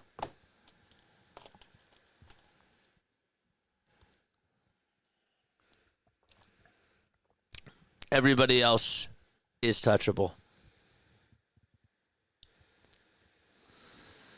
Let's go, baby. Let's go. Guys, I'm ready. I'm ready, man. I'm ready. I'm ready to wake up. Let's get out the clocks in the chat, man. Put the alarm clocks out. Wake them all up.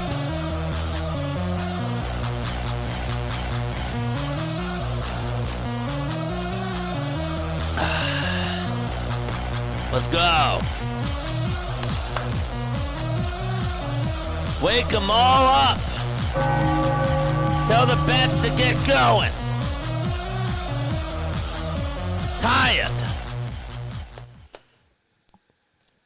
Wake up, says David. There we go. Hopefully your mom and dad heard that, because that was probably very loud keyboard typing from you. Let's go. Let's go, man.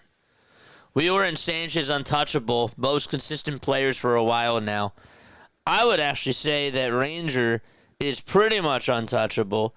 Sanchez is pretty much untouchable. But if there's a package I can't resist. Okay, if we're getting, like, best hitter in baseball, like pretty much like a Freddie Freeman or somebody of that caliber, or Acuna, I might pull the trigger. I meant amongst position players. Well, you meant, but you didn't say. That's on you. The pitch. That's down and in for a ball.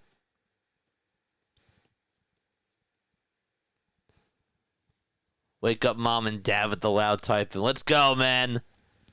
Do it live.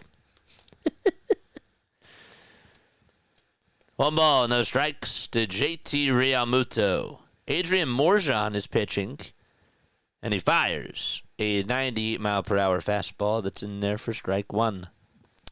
After the game, we got a post-game show, 610-314-0844.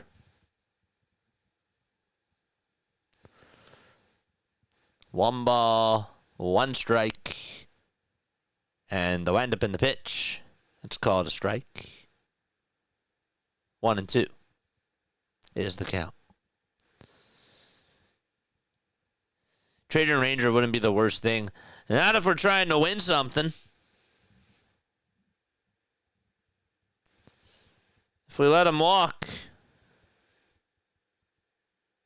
Well, I mean, if we're trying to win something and we're trading him, it better be for a good package. But You're stuck. 2 balls, 2 strikes to JT. And the 2-2 pitch, strike 3 called. So he was looking at 3 straight strikes and said no to all 3 and goes down looking. All right.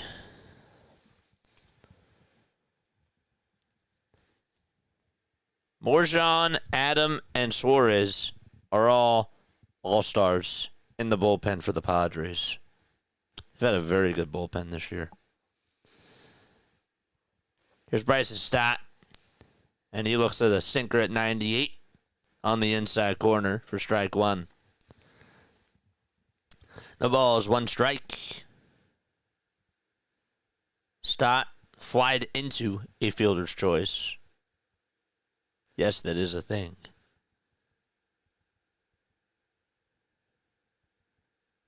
The pitch is taking the pie for a ball.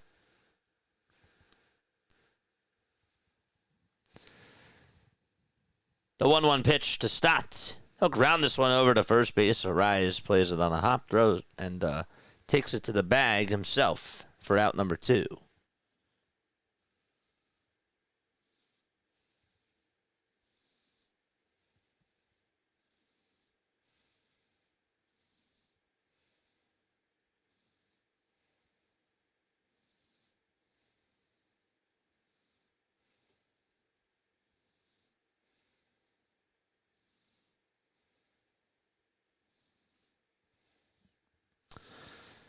Two outs in the pitch. It's a 99-mile-per-hour fastball that's in there for a called strike to Brandon Marsh.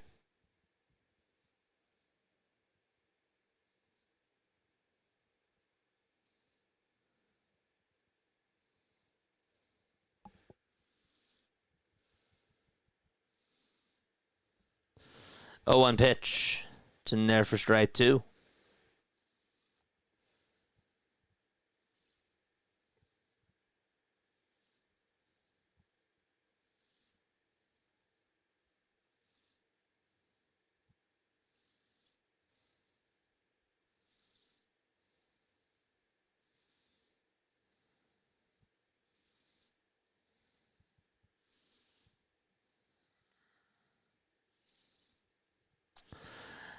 No balls, 1 strike, and the pitch. That's a foul ball.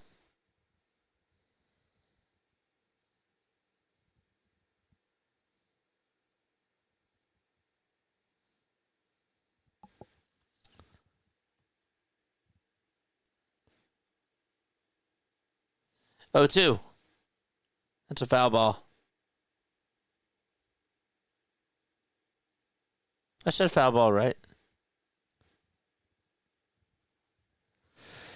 Top of the 7th. 2 away. Nobody on. 0-2 is the count to Brandon Marsh. Morjan kicks and delivers, and the pitch is swung on and missed. We're going to the bottom of the 7th. It's time to stretch in San Diego. I'm going to ask you a Phillies trivia question. And if you get it right, you will hear this. If you get it wrong, however, you will hear this. All right. I want you to name me, okay, all of the shortstops that have won a Gold Glove for the Philadelphia Phillies. I'm going to give you guys 30 seconds, starting after I repeat the question. How many Phillies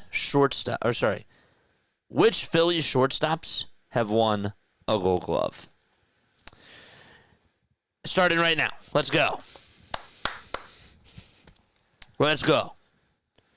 JJ, listen, take me out to the ball game. No. Lenny Dykstra. Did Dykstra win a Gold Glove as a shortstop? Did Dykstra win a Gold Glove as a shortstop? Nope. Boa and Rollins. It's 1 and 2. Boa and Rollins. Bobby Wine. Did Bobby Wine win one as a shortstop? Yes, he did. Correct.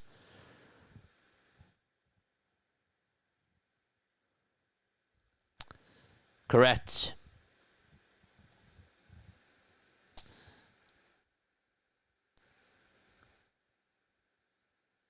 Still missing somebody.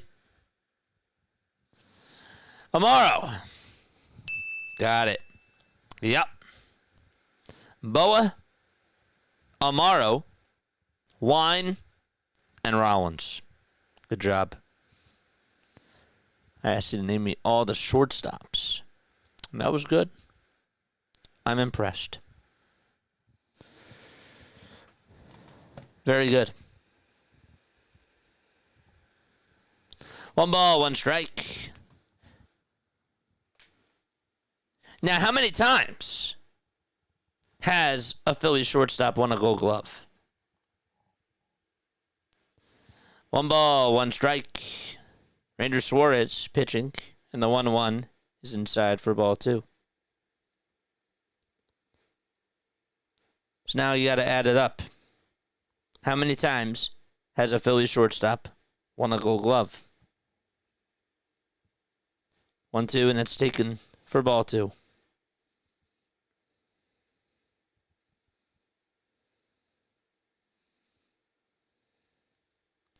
2-2 pitch. It's grounded foul.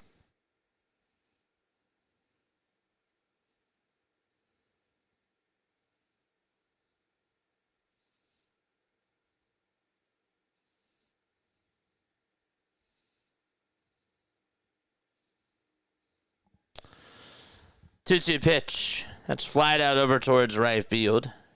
And that is caught for out number 1. So if Rollins won it 4 times, right? Rollins won it 4 times. If Boa was a winner 2 times, Amaro was a winner once, and Wine was a winner once, it means that there's 8. There's 8. So whoever said 8 was correct. Jason Adam is warming up in the pen.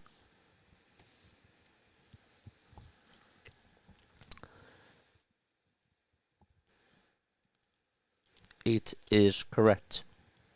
If somebody wants to say that I'm wrong, let me know. 0-1 pitch. It's inside for a ball.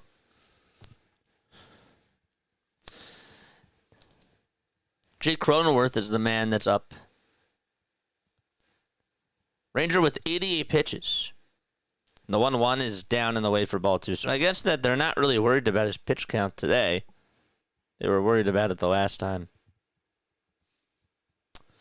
Interesting. Royals tied it. 2-1. That's inside for ball 3. Guys, go subscribe to On The Go with CeeLo. Would have thought that Boa won more than 2. I mean, you can check it yourself. I might be wrong. 3-1. That's up high for ball 4.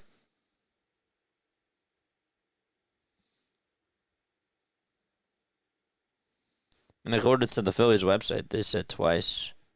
He won it in 78, and he also won it in 72. That's what I see. 1 out in the bottom of the 7th. And the pitch, here it comes, swing and a miss to Diaz. JJ, you're wrong. It's just fun to say.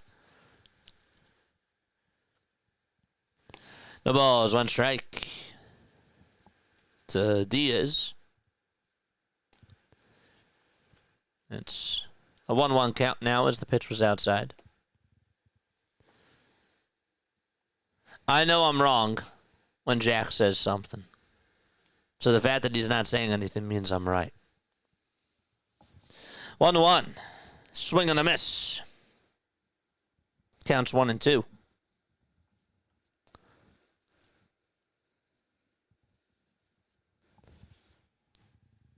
Padres do have a runner on over at first.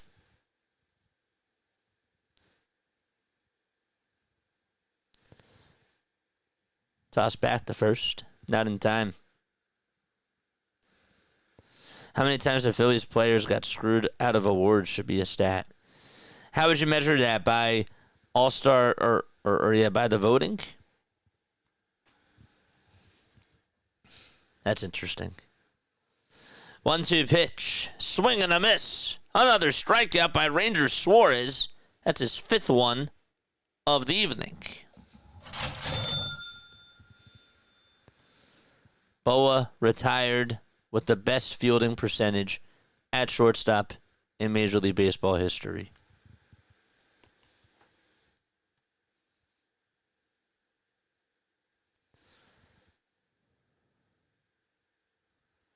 Here's Tatis. He'll bloop this one out over to left center field. That's going to get down for a base hit.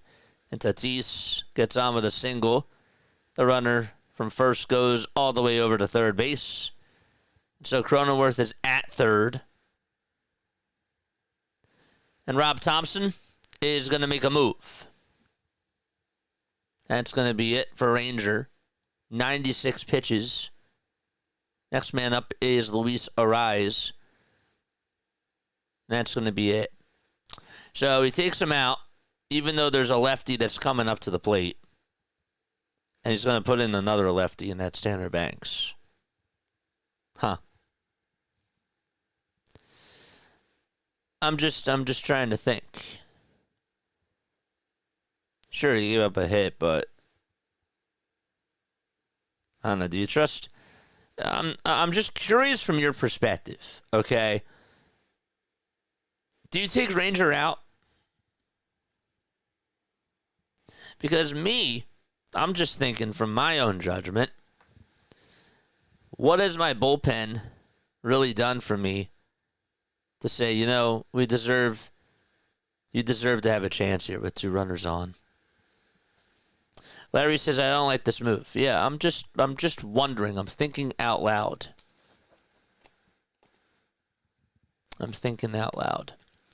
James Doe. That's fun. That's funny. I like that.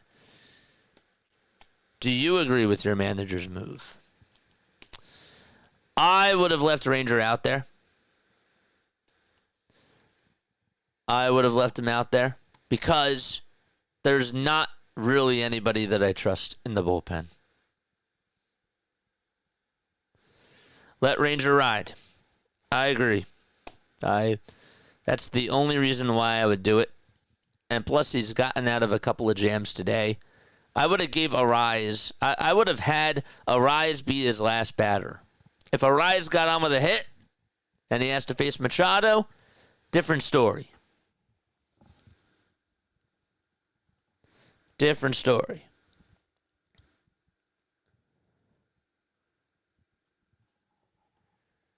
Lefty versus lefty, leave him in. Now we're wasting a lefty. But, all right, let's go. Tanner Banks is going to pitch. 2-0 is his record this year with a 3.12 ERA. He only has 5 walks allowed in 40 innings. Huh.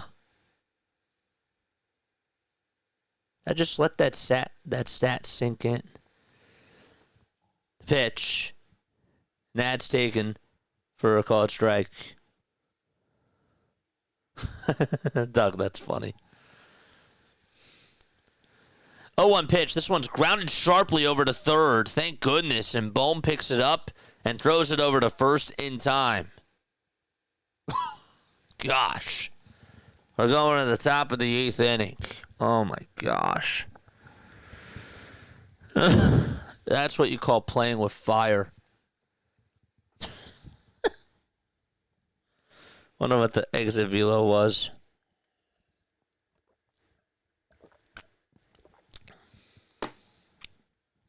Turner, Schwarber, and Harper are all coming up for the Philadelphia Phillies.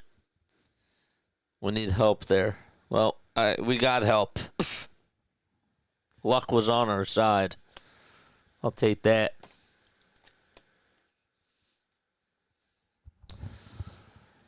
The baseball gods helped us.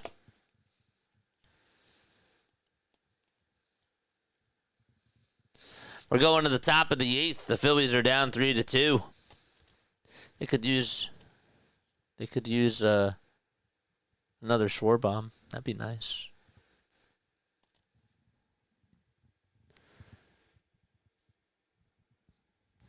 All right, I have a legit question for you guys. You ready for this? Here's my legit question. Okay. Is Trey Turner going to ever hit a home run at Citizens Bank Park this year? Will he ever hit a home run at CBP this year?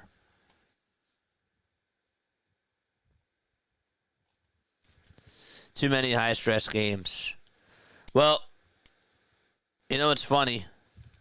I'm watching the Yankees yesterday, or I'm watching the Mariners yesterday against those Yankees. And I'm thinking, imagine if the Phillies did that. I mean, we did do that, but it's just funny how I watch these other teams and I'm thinking to myself, from a Philly fan perspective, what happened if they did do that?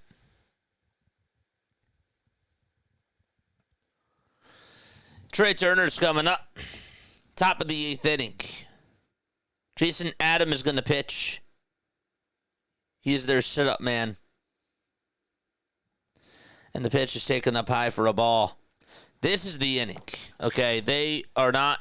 If they have to face Robert Suarez in the 9th, you got to get your run now. 1 ball, no strikes. That's taken for a strike. He says yes at the end of the season.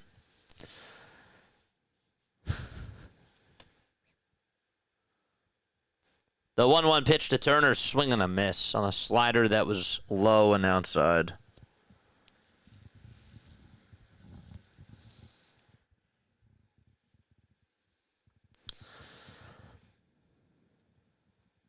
Three seconds left on the pitch clock.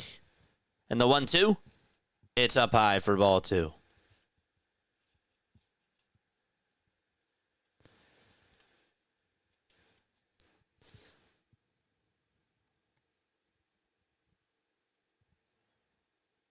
Two delivery. That's low for ball 3.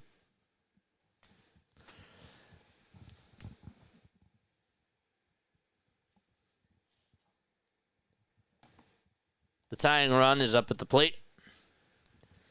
The 3-2 delivery to Trey Turner, and he stays alive.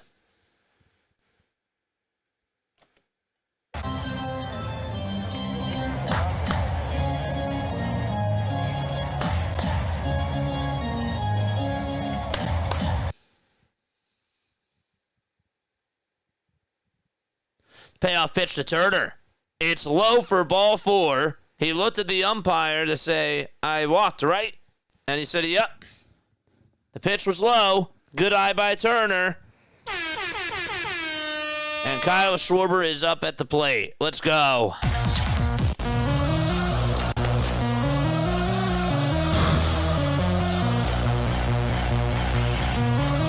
Lock in, everybody. Wrong, Jack.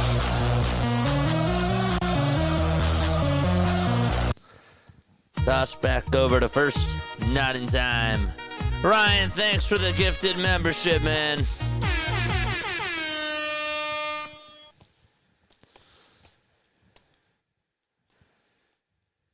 The pitch. It's outside for a ball. That's to Kyle Schwarber.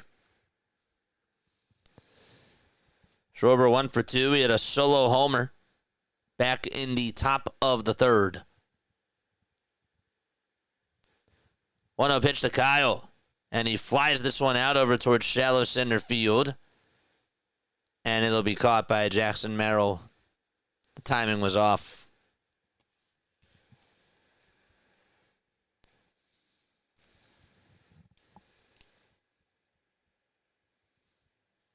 And that'll bring up Bryce Harper to the plate.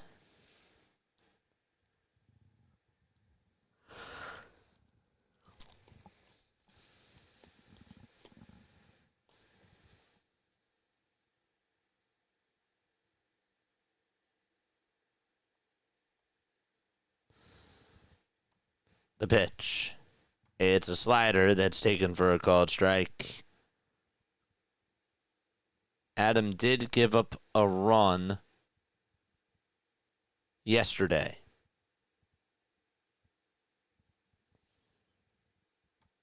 Oh, 1. That's outside for a ball.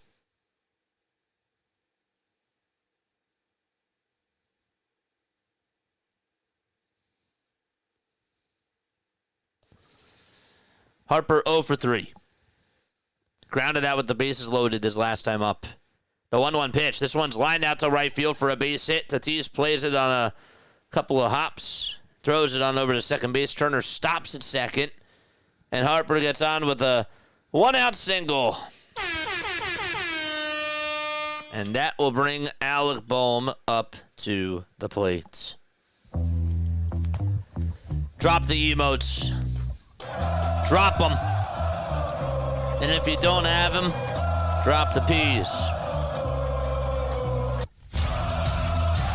Drop the fires. Just drop any emotes out there.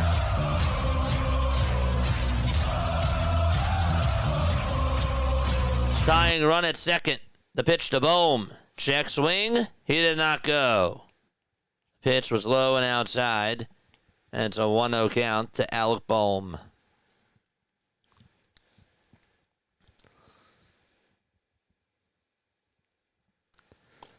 Drive him in. A 1-0 pitch to Bohm. Down and away for ball 2. They're doing the wave out in San Diego. Time is called. Charge! 16 more subs for us to get to 6,350. I'm all fired up.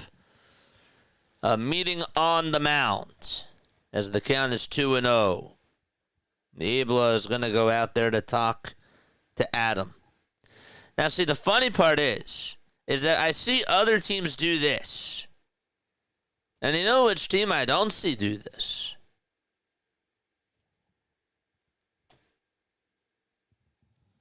It's interesting. I saw it a couple times yesterday during the middle of an at-bat.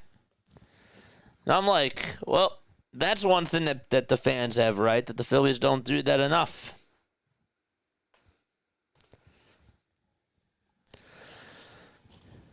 Bohm hitting .297 with runners in scoring position. 8 seconds left on the pitch clock. And the 2-0 to Bohm. Line drive, foul ball.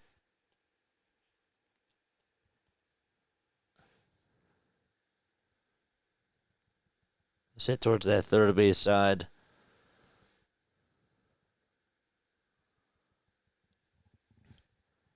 Come on, chat. That almost hit the third base umpire. He's like, dude, don't hit me. Adam looks back at second. Now back to the plate, and the 2-1 is up high and inside for ball 3.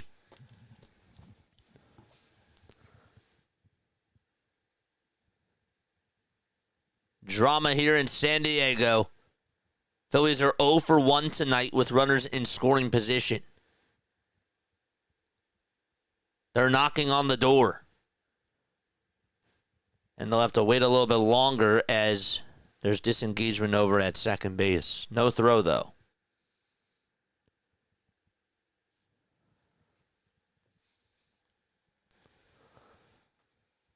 Three balls, 1 strike to Alec Bohm. The 3-1 pitch. This one's lined out to right field. That's going to get down for a base hit. Turner's going to stop at third, though, and the bases are loaded with 1 out. I guess he wasn't going to test Tatis's arm there. And so, that's going to put runners at all the bases for Philadelphia.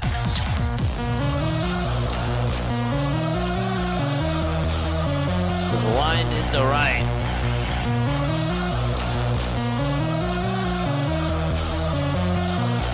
I think it was wise that Turner didn't go.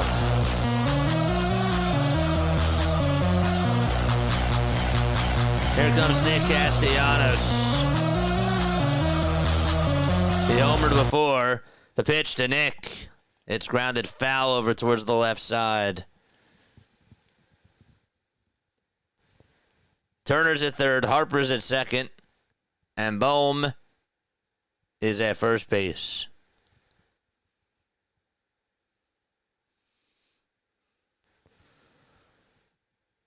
It was a good hit by Alec. Adam kicks, deals, and the 0-1 is swung on and missed.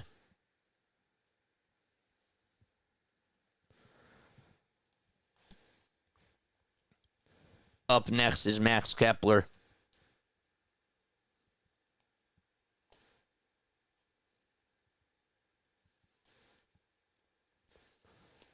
The 0-2 to Casty. It's in the dirt for a ball. And it was blocked by Diaz. And Casty said, hold up.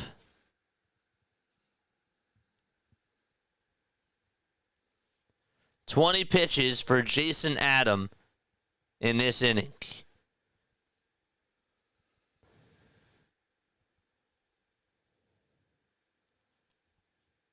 The 1-2 to Nick Castellanos, and he grounds it foul. And stays alive.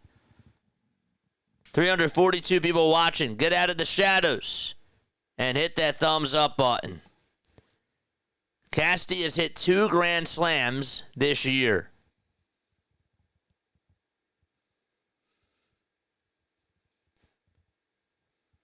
He will call for time again. 15 more subscribers for us to get to 6,350. Phillies are down 3-2. Bases loaded, 1 out. Top of the 8th, 1-2. Here come the signs, and the 1-2 pitches fouled off again. And we'll do it again. Ariana, I love you so much. Subscribed. Thank you so much.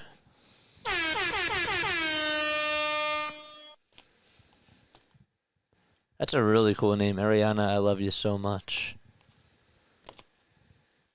I like Ari too.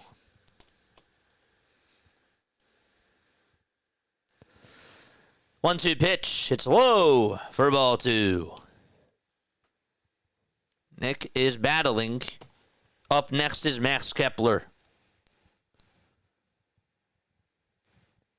Got to get at least a sac fly.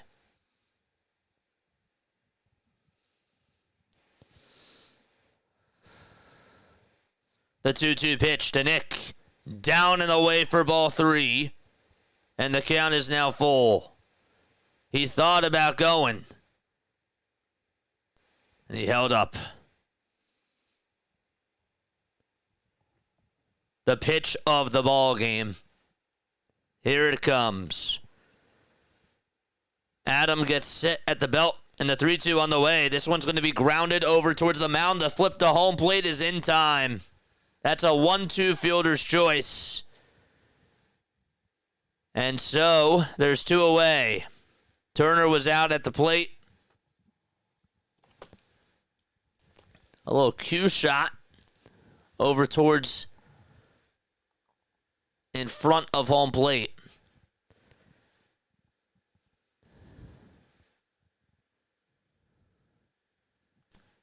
And they got him out by force at home.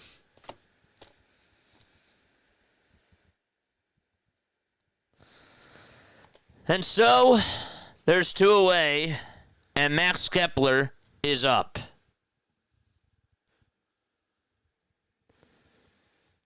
The pitch to Max, and he takes a changeup at the knees for strike 1.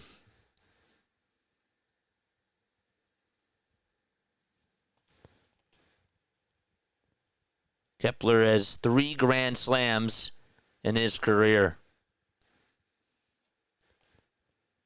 No balls, 1 strike. Can Max be a hero? 0-1, swing and a miss.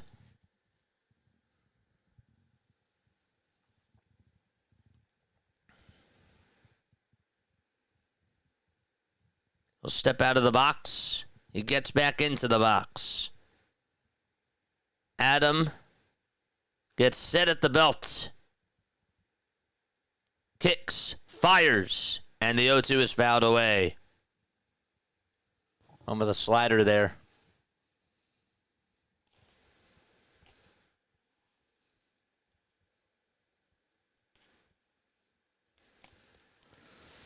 No balls, 2 strikes to Max Kepler.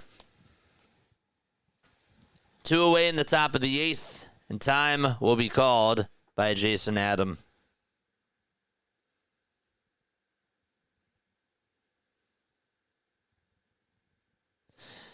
James, thanks so much, man.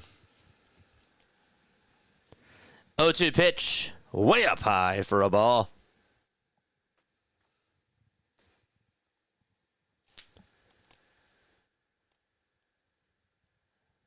It's like you're just waiting. You're just waiting.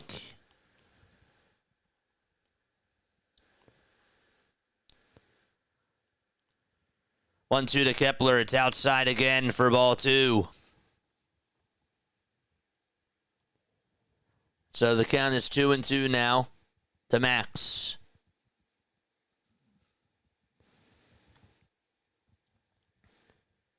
Two balls, 2 strikes. Jason Adam kicks, fires, and Kepler pops this one up. It's hit out towards shallow center field. Iglesias gets under it, makes the grab, and the inning is over. No runs. The Phillies leave the bases loaded, and they had 1 out, and they could not get anybody home. And we're going to the bottom of the 8th. The question is going to be, should Trey have gone? That's the question. And personally, I think no.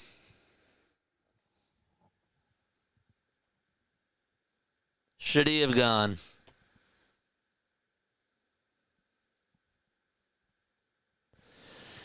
Oh, man. Crazy. Crazy, crazy stuff. JJ's looking worried. We're locked in, man. We're just locked in. Search says yes. Jack says that's on Turner. That's on Turner. So you think he should have gone? Even if he was out? Even if that was a good throw to the plate, you still think he should have gone? Because I saw Tatis make a pretty good throw. I've seen them make some really good throws this year.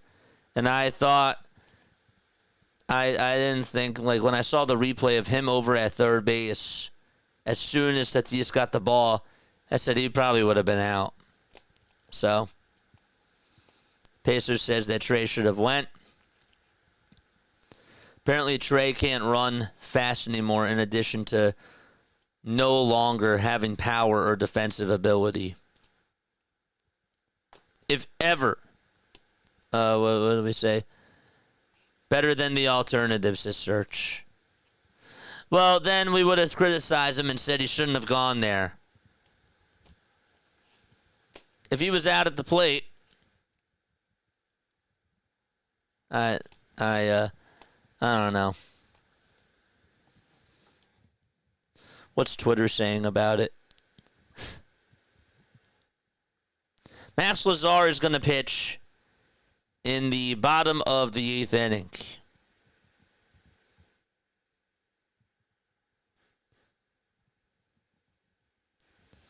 Dusty Wathan needs to be investigated. He must be being paid to lose. Trey Turner rounding third, and he put up the stop sign. What a garbage coach. We held Trey. Everybody's not happy about it. The pitch. It looked a little bit low, but it's taken for a strike. The ball is 1 strike. And the 0-1 to Machado. He sends this one out over to deep right field. That's going back towards the track, and it is gone. Manny Machado with a homer in 2 days in a row. And the Padres lead at 4-2.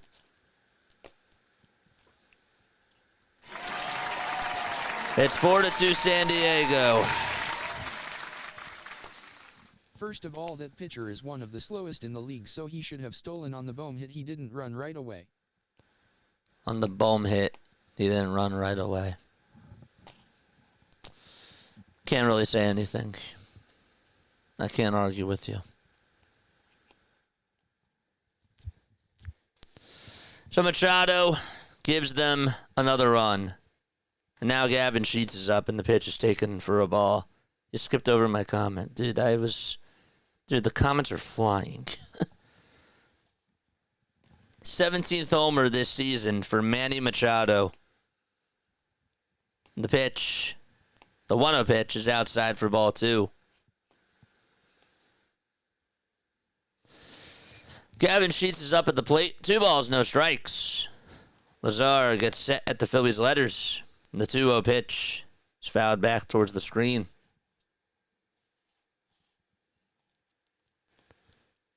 Damn.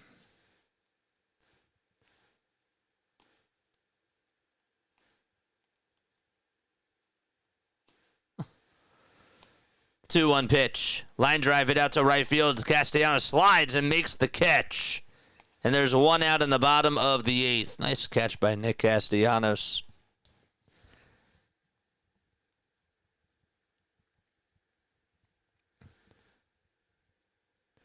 That thing was hit really sharply.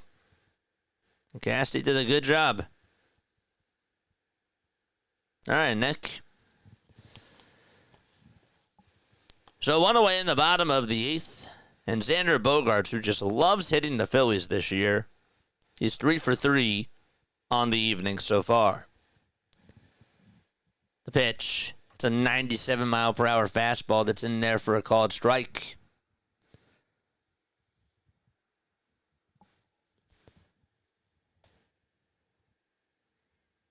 0-1 pitch. Foul ball. So the count is 0-2.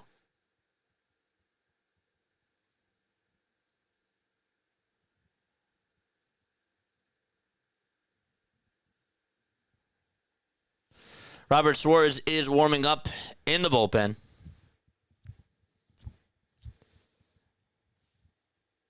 The 0-2. That's popped up, hit out over towards the third base side. Does Bohm have room? He does, and did he catch it? He did. He caught it. Wow. I thought that maybe it was going to hit the netting, but he did a good job and caught it, and there's out number 2. Looking again. He just got there.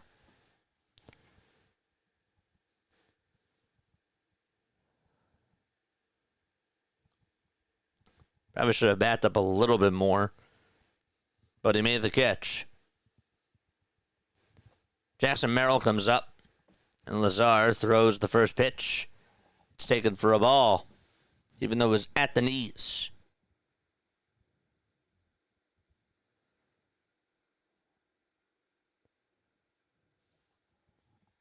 The windup and the pitch. Swing and a miss.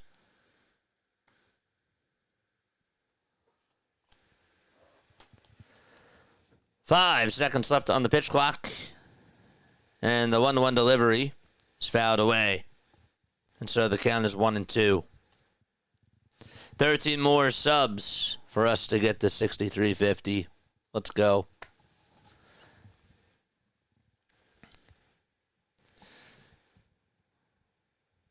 The 1-2 delivery. Here it comes. That's up high for ball 2.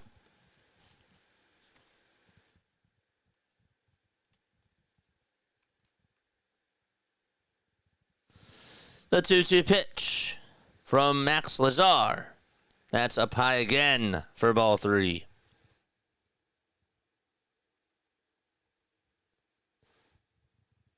Merrill 0 for 2 on the evening. The 3-2 pitch is chopped foul.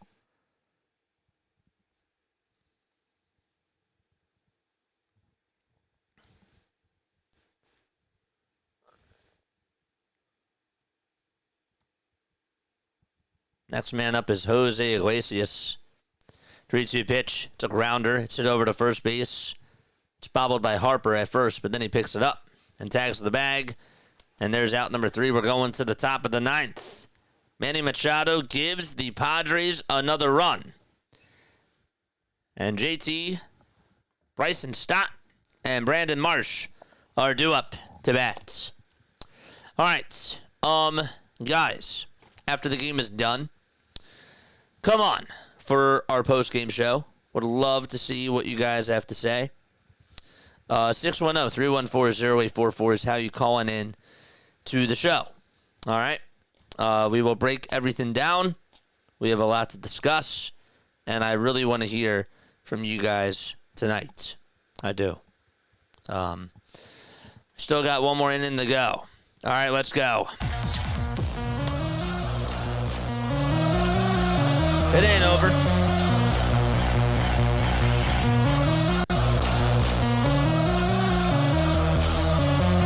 It ain't over till it's over. Ride or die. Let's go, baby.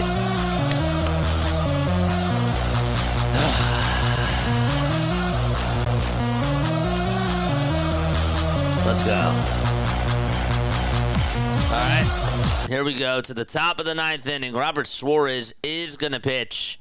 He does have the most saves in all of baseball. And he will have to face JT, Stott, and Marsh. At least 7, 8, and 9 in the batting order. Those 3 guys combined today, 1 for 9. 1 for 9.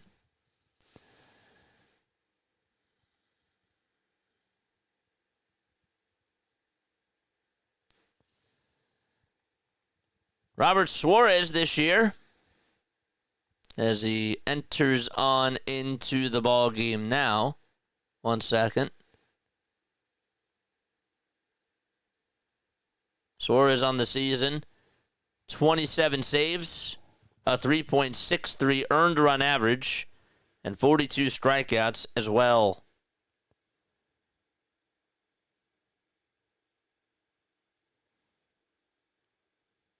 See, what's interesting to me is I look at these guys and I say to myself, well, these guys are pretty much pitching either every day or every other day. That's really what it's been for Robert Suarez. Here's the pitch to JT, and Suarez throws a strike at the knees.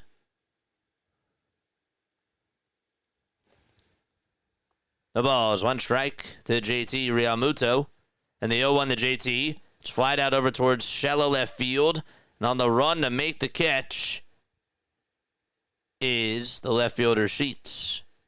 It was actually Bryce Johnson that came on in for a defensive replacement. And Johnson caught it. Nonetheless, out number 1.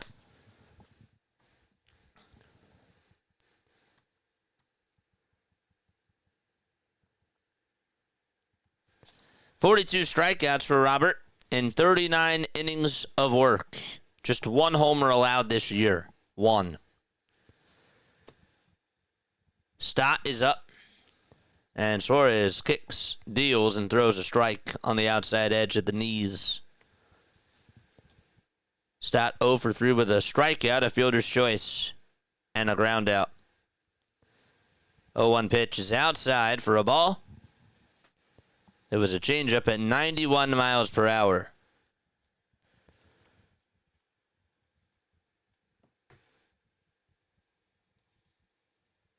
The 1-1 pitch.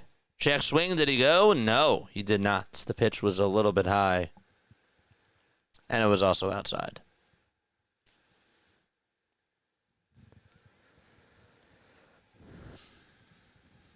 Two balls, 1 strike to Bryson Stott. Suarez gets set at the letters this time. Kicks, deals, and fires a strike at the knees.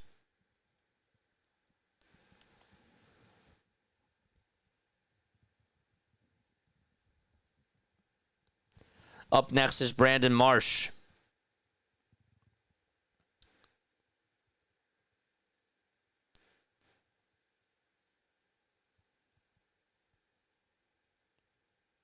The 2-2 pitch. It's outside for ball 3.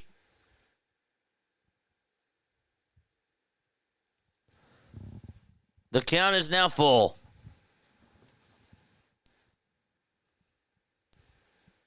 Robert gets the signs again from Diaz.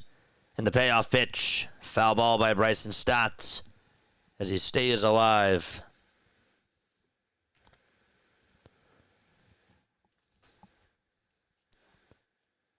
Five hits for the Phillies today and 2 runs. The 3-2. And Stott pops this one up out over towards left field. It's looking foul, and it goes out of play.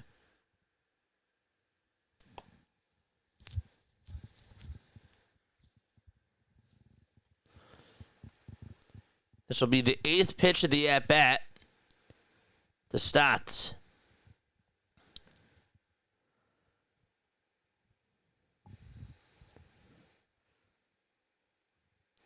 Five seconds left on the pitch clock. The 3-2 pitch. Line drive played on the bounce by the first baseman, and the throw over to first is in time. Arise threw it right over to Suarez, and there's out number 2. One more out to go.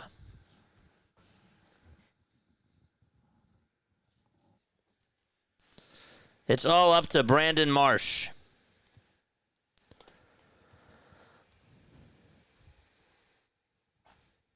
Marsh tonight 0 for 3.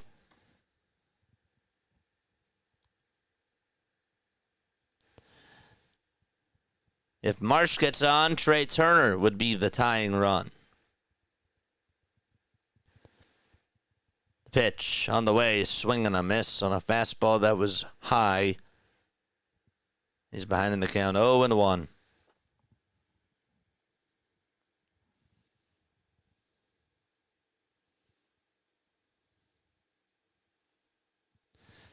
The ball is 1 strike.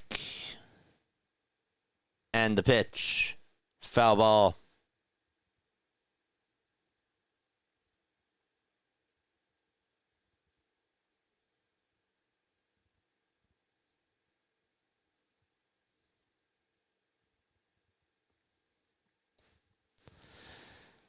O2 pitch to Marsh. Here it comes. Swing and a miss. And the ball game is over. Robert Suarez gets another save on the season.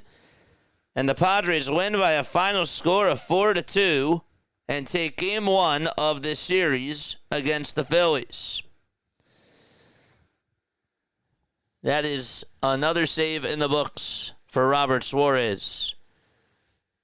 Now 28 on the season for him. Tatis, the player of the game, 2 for 3, a walk, 2 singles. He had the outfield assist in the 5th as well. And definitely made a big impact in the ball game for sure. We will break all of this stuff down. Ranger Suarez does get the loss for the Philadelphia Phillies today. And the guy that does get the win, just want to make sure I have this correct, is Yuki Matsui. It has to be Matsui. So, all right. Call us. Call on in. I want to hear what your thoughts are. If you are going to leave, hit the thumbs up button on your way out. Actually, Jeremiah Estrada is the one that gets the win. I stand corrected. So he's now 2-4 on the season. Tough loss. This one was annoying. And the top of the 8th inning is something that I'm sure that we're all going to think about. I thought about the point that Jack said. You know, he was pretty much saying it's a 3-2 count. Why isn't Trey Turner running to home plate on that play? That's fair. That is fair. Whether or not he should have ran home on Bohm's single is one thing. And I thought that this was the point that he made. Maybe it's not. Maybe I'm just making something up. But I was just thinking about this. Maybe when he said Bohm, why wasn't he running on that before? It just made me think about when there were bases loaded, why was he not running on that play from Nick Castellanos' hit? I didn't see him run there. But yeah, we'll break it all down. This one was a little bit annoying. Yeah, I don't really know what else to say. You didn't really get a lot of opportunities today. Your defense did a very bad job in that third inning. Ranger pitched pretty good overall. I did not think that he had a bad day. Just the bad throw over to first base. Just the error that happened is really all that I criticized him for, along with the earned run that he gave up. All right, we'll be right back. Don't go anywhere. Calling into the show, 610-314-0844. Or if you want to leave a voicemail message, you can do that too. I'm going to get the phone lines active now. All right, don't go anywhere. Be right back.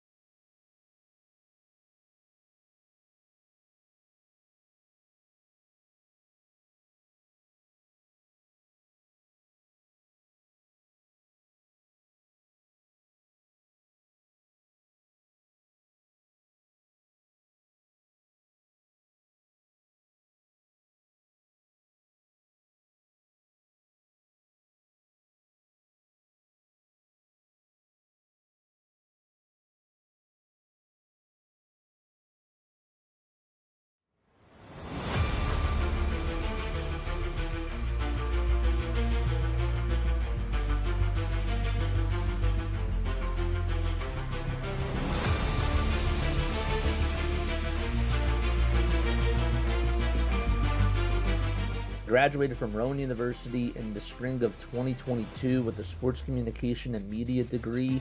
I got to actually call minor league baseball and G League basketball games while I was in school. And then I graduated, and as soon as I graduated, I went to NFL Films in Mount Laurel, New Jersey.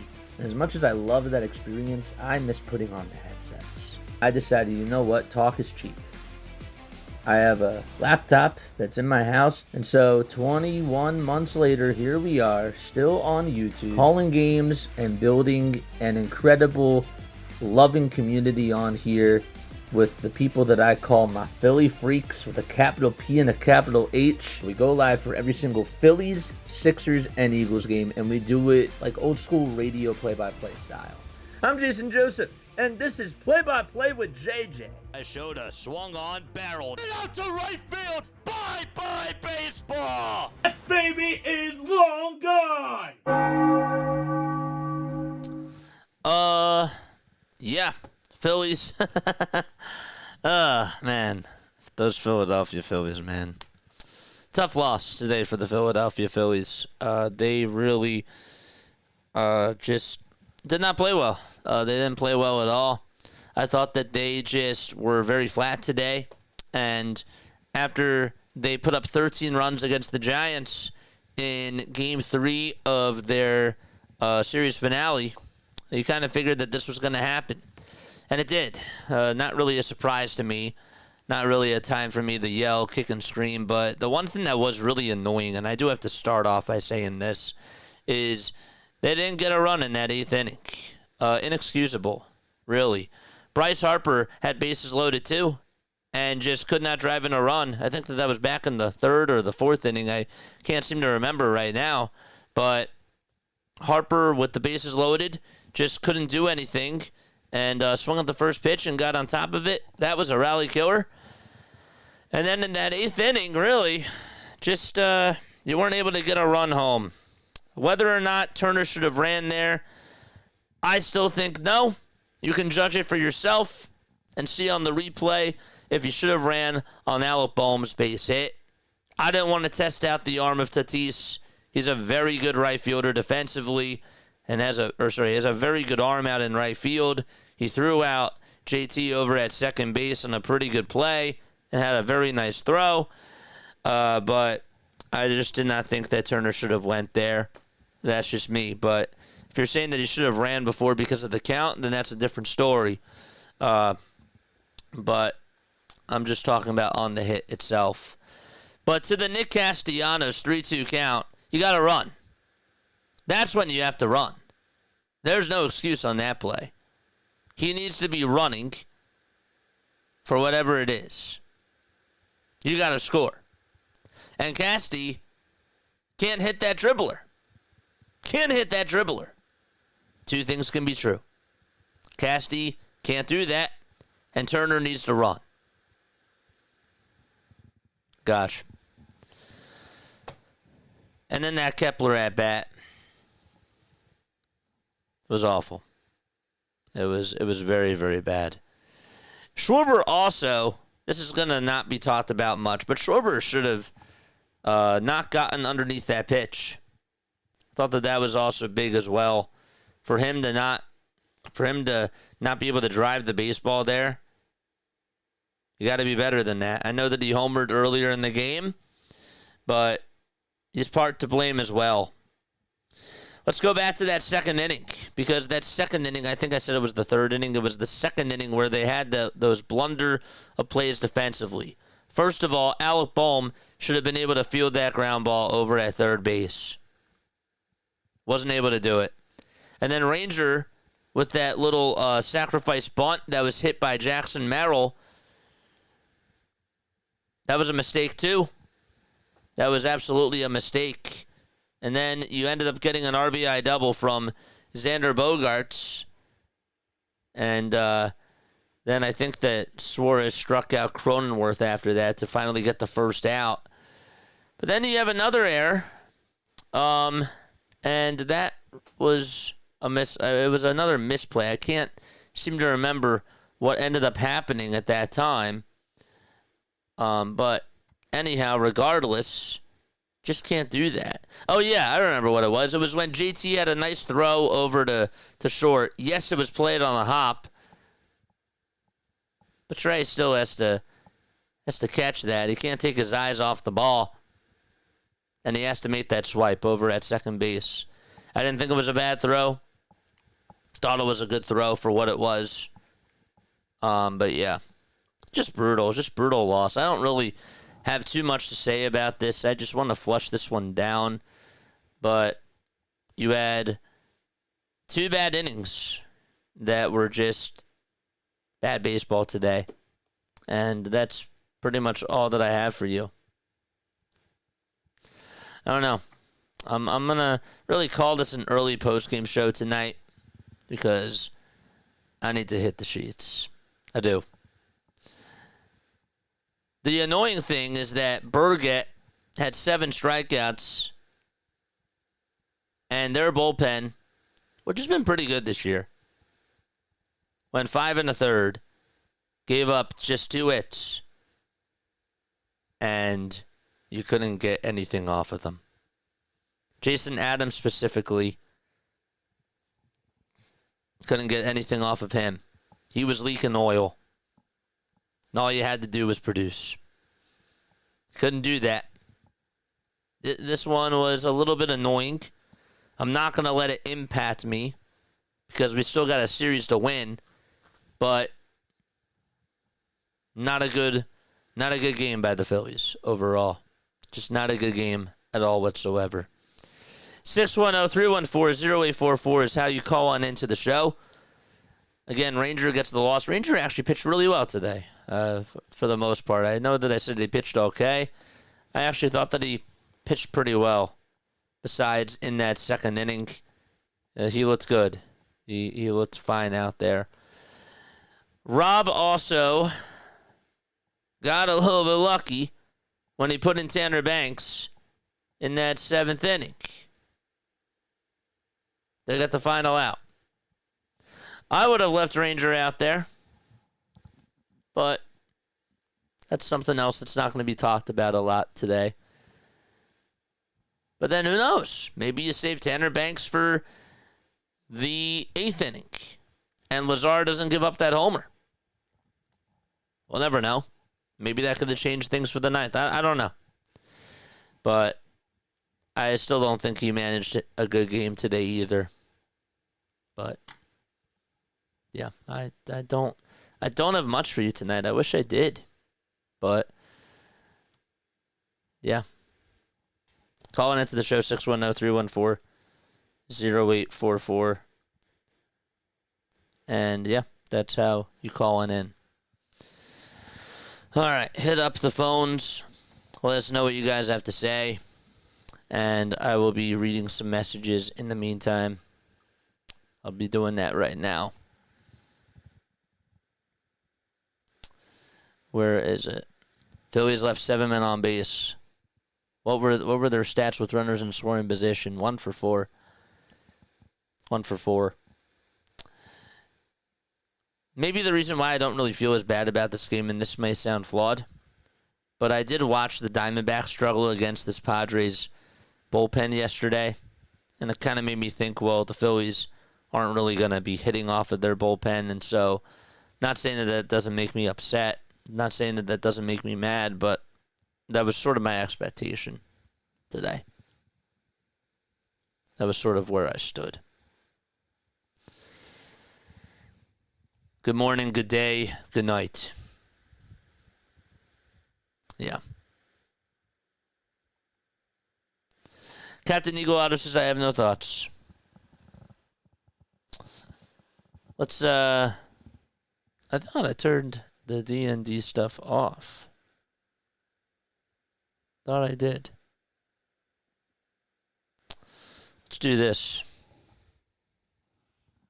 JJ, John from Richmond, Virginia. I think the key to the game was late innings. 2 times we had bases loaded and could not deliver. Yep. And therefore, that's what happened to this game. It's a tough loss, but hey, look. What can I say? I feel Still that a way. Philly freak, but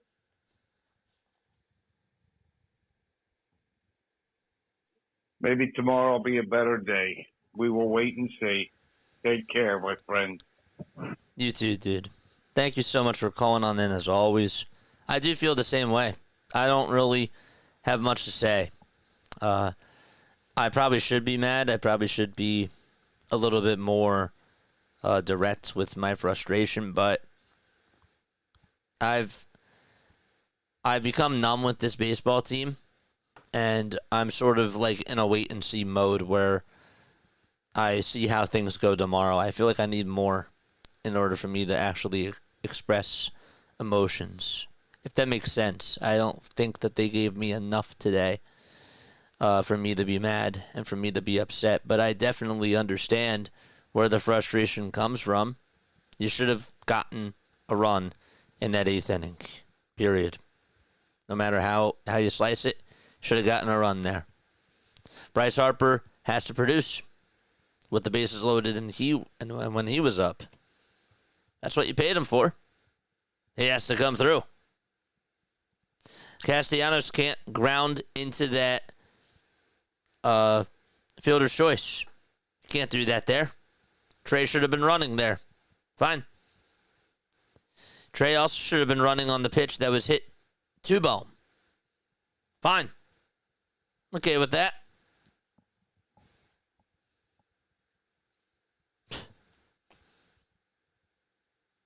It's just one of those losses where you say, all right, fine. Even though it's not really fine. Tomorrow, on the mound, you got Zach Wheeler against Yu Darvish. They should win that game tomorrow. That's a game where you got to win. I also don't expect Yu Darvish to go out there for that long. But that's just me. Even up the series tomorrow. And if you don't, we'll have further conversations. Then there will be more consequences. Tonight, it's not fine, but okay. Okay. I'm running out of words.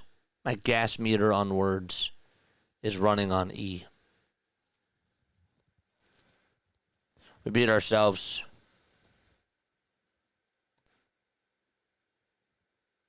I'll see this game tomorrow morning, then I'll flush. Fine. Rob takes the team out for sushi to console the loss. They all get worms. Sad. I don't think he managed a good game today. Still don't think that he managed a good game today at all.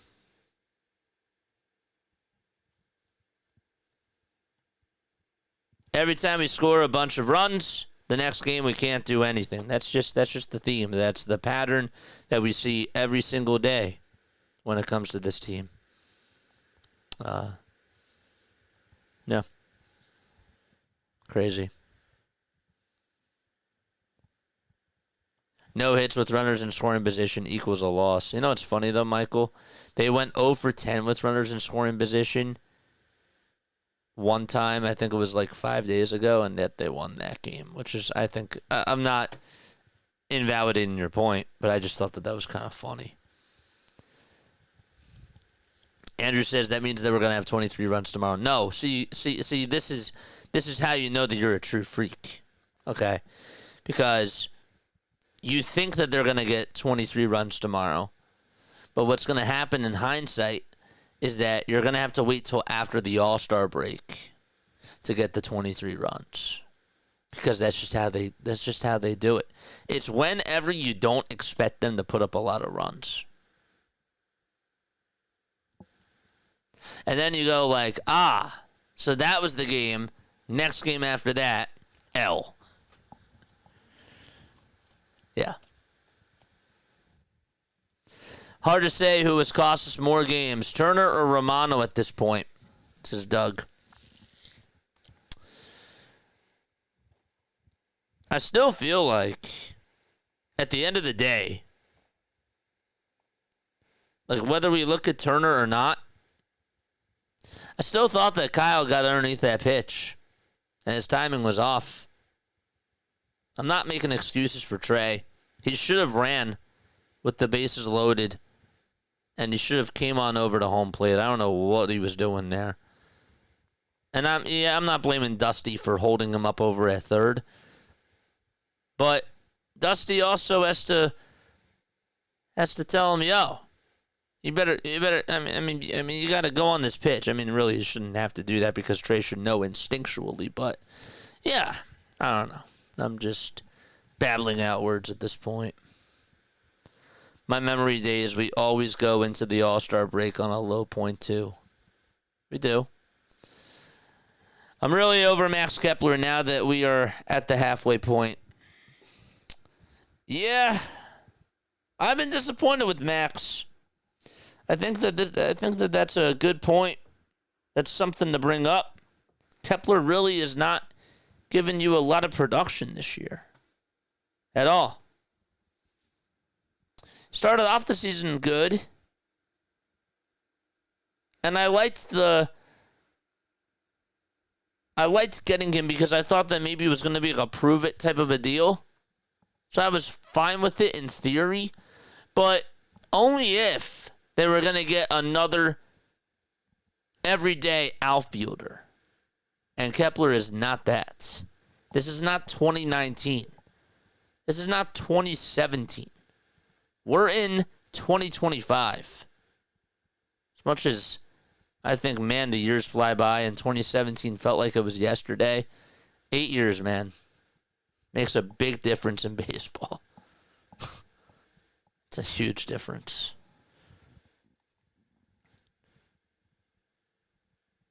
Said it before, this team needs a rebuild at the end of the season because this team is not a World Series championship team, says Doug.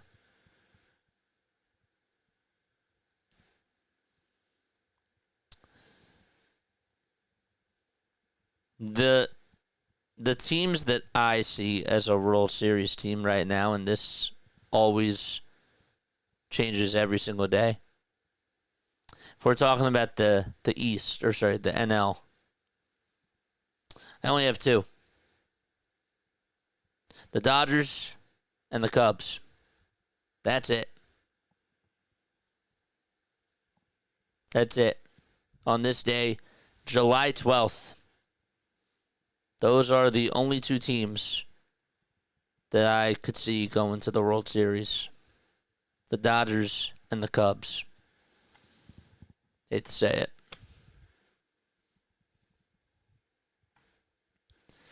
Remind me of the 2011 season. Padres bullpen ranks second best in Major League Baseball behind the Giants. Sure, that's true. And their bullpen's great, and that's why they have 3 All-Stars. But Jason Adam today wasn't performing at his best level today. You had a chance. You had a chance. You had the chance against Jason Adam. And you did have a chance when Bryce Harper had the bases loaded. I'm going to refuse to say that Jason Adam dialed on in. He only, quote-unquote, dialed in after Castellanos got out.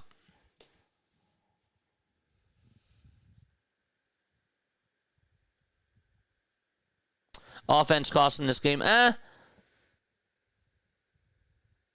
thought that your offense was bad, but I also thought that your defense did not have Rangers back in that second inning. It's a team game. It's a team game. This team is the meme of the dog in the fire saying that this is fine. You know what's funny?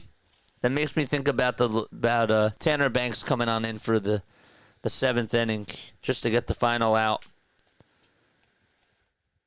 You know, because that ball was hit so hard over to third base, and the Phillies got lucky. They got lucky there. This is a radio personality, JJ, speaking. It's what you get during the postgame shows. It's not broadcaster, JJ.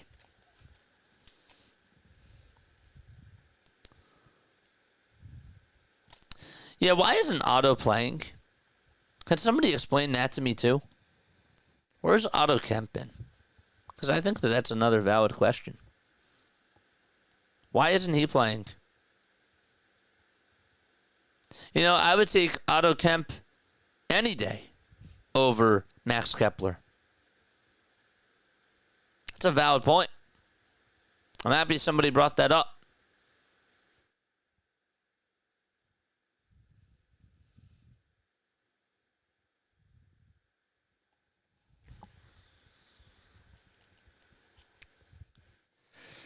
Couldn't imagine bases loaded and you drive that, you know what, into the dirt 5 feet from the batter's box. That's inexcusable. Again, Trey should have ran. Nick Castellanos, what are you doing?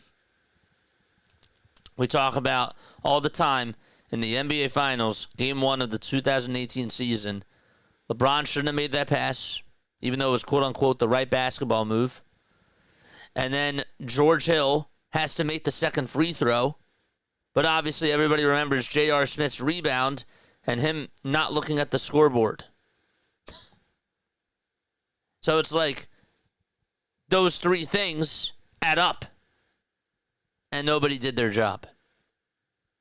And the game went on into overtime. That's like the same thing that happened here. Sure, one person, we can all point the finger at one person. But to me, when I look at this as a whole, this was really an organizational failure today. When I zoom out, because I think to myself, well, the Phillies have had these problems and they've done this time and time again. And so somebody said it before, but other teams would probably punish their players. Other teams would say something to their players about this stuff. I'm not saying that the Phillies don't do that, but with the way that they handle things, clearly the message is not working. So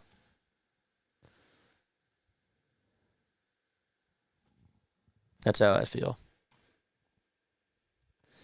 Kemp is slow, though, in running.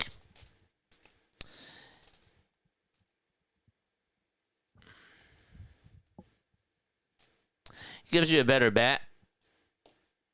True. You're sacrificing that. I understand. But when I still think about it, at the same time, Edmundo Sosa has not started. Why is that? Because Rob is stubborn. It's either my way or the highway, he says. He's like Nick Nurse. He was like Tortorella.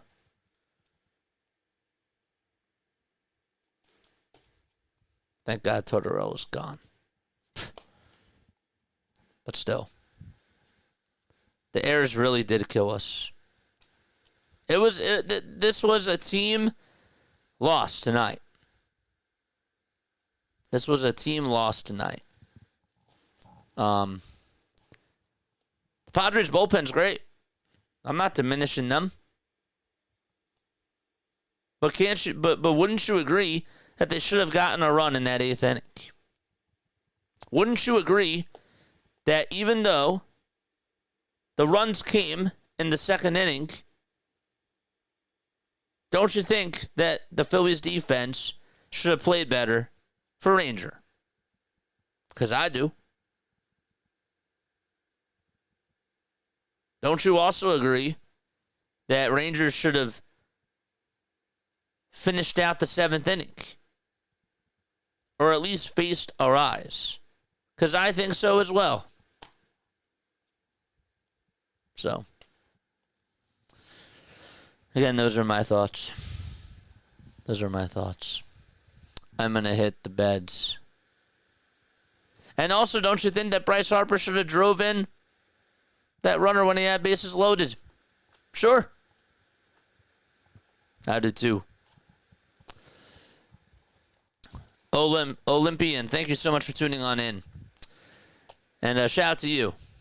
Good win today for you guys. I'm thinking you guys win tomorrow. Wheeler has been playing great. And Darvish just came back from an injury. We used all of our best bullpen arms today. Can't use Adam tomorrow. Yep. Thinking that too. I mean, there's no reason why. Tomorrow, if they lose, that is bad. That's bad if they lose tomorrow. That's not good. That ain't good at all. Only 5 hits and 2 were homers. And 2 times you had bases loaded. So.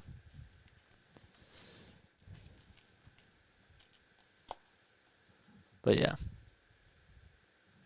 Yeah, Castellanos gave that inning away for sure. He was just chopping at the ball. Yeah. You can't do that. You can't hit the chopper there. And Trey Turner, again, needs to run. I mean, I sound like a broken record for saying this. The count's 3-2. Run. Run, baby. And not meaning robo-umps now. Run the home plate. So. All right, good night. Love you all. Lila Tov. See you all tomorrow. Tomorrow's at 7:35. Wheeler versus Darvish. Again, shout out to all of you for tuning on in. And I will see you then. All right, get some sleep, everybody. Bye.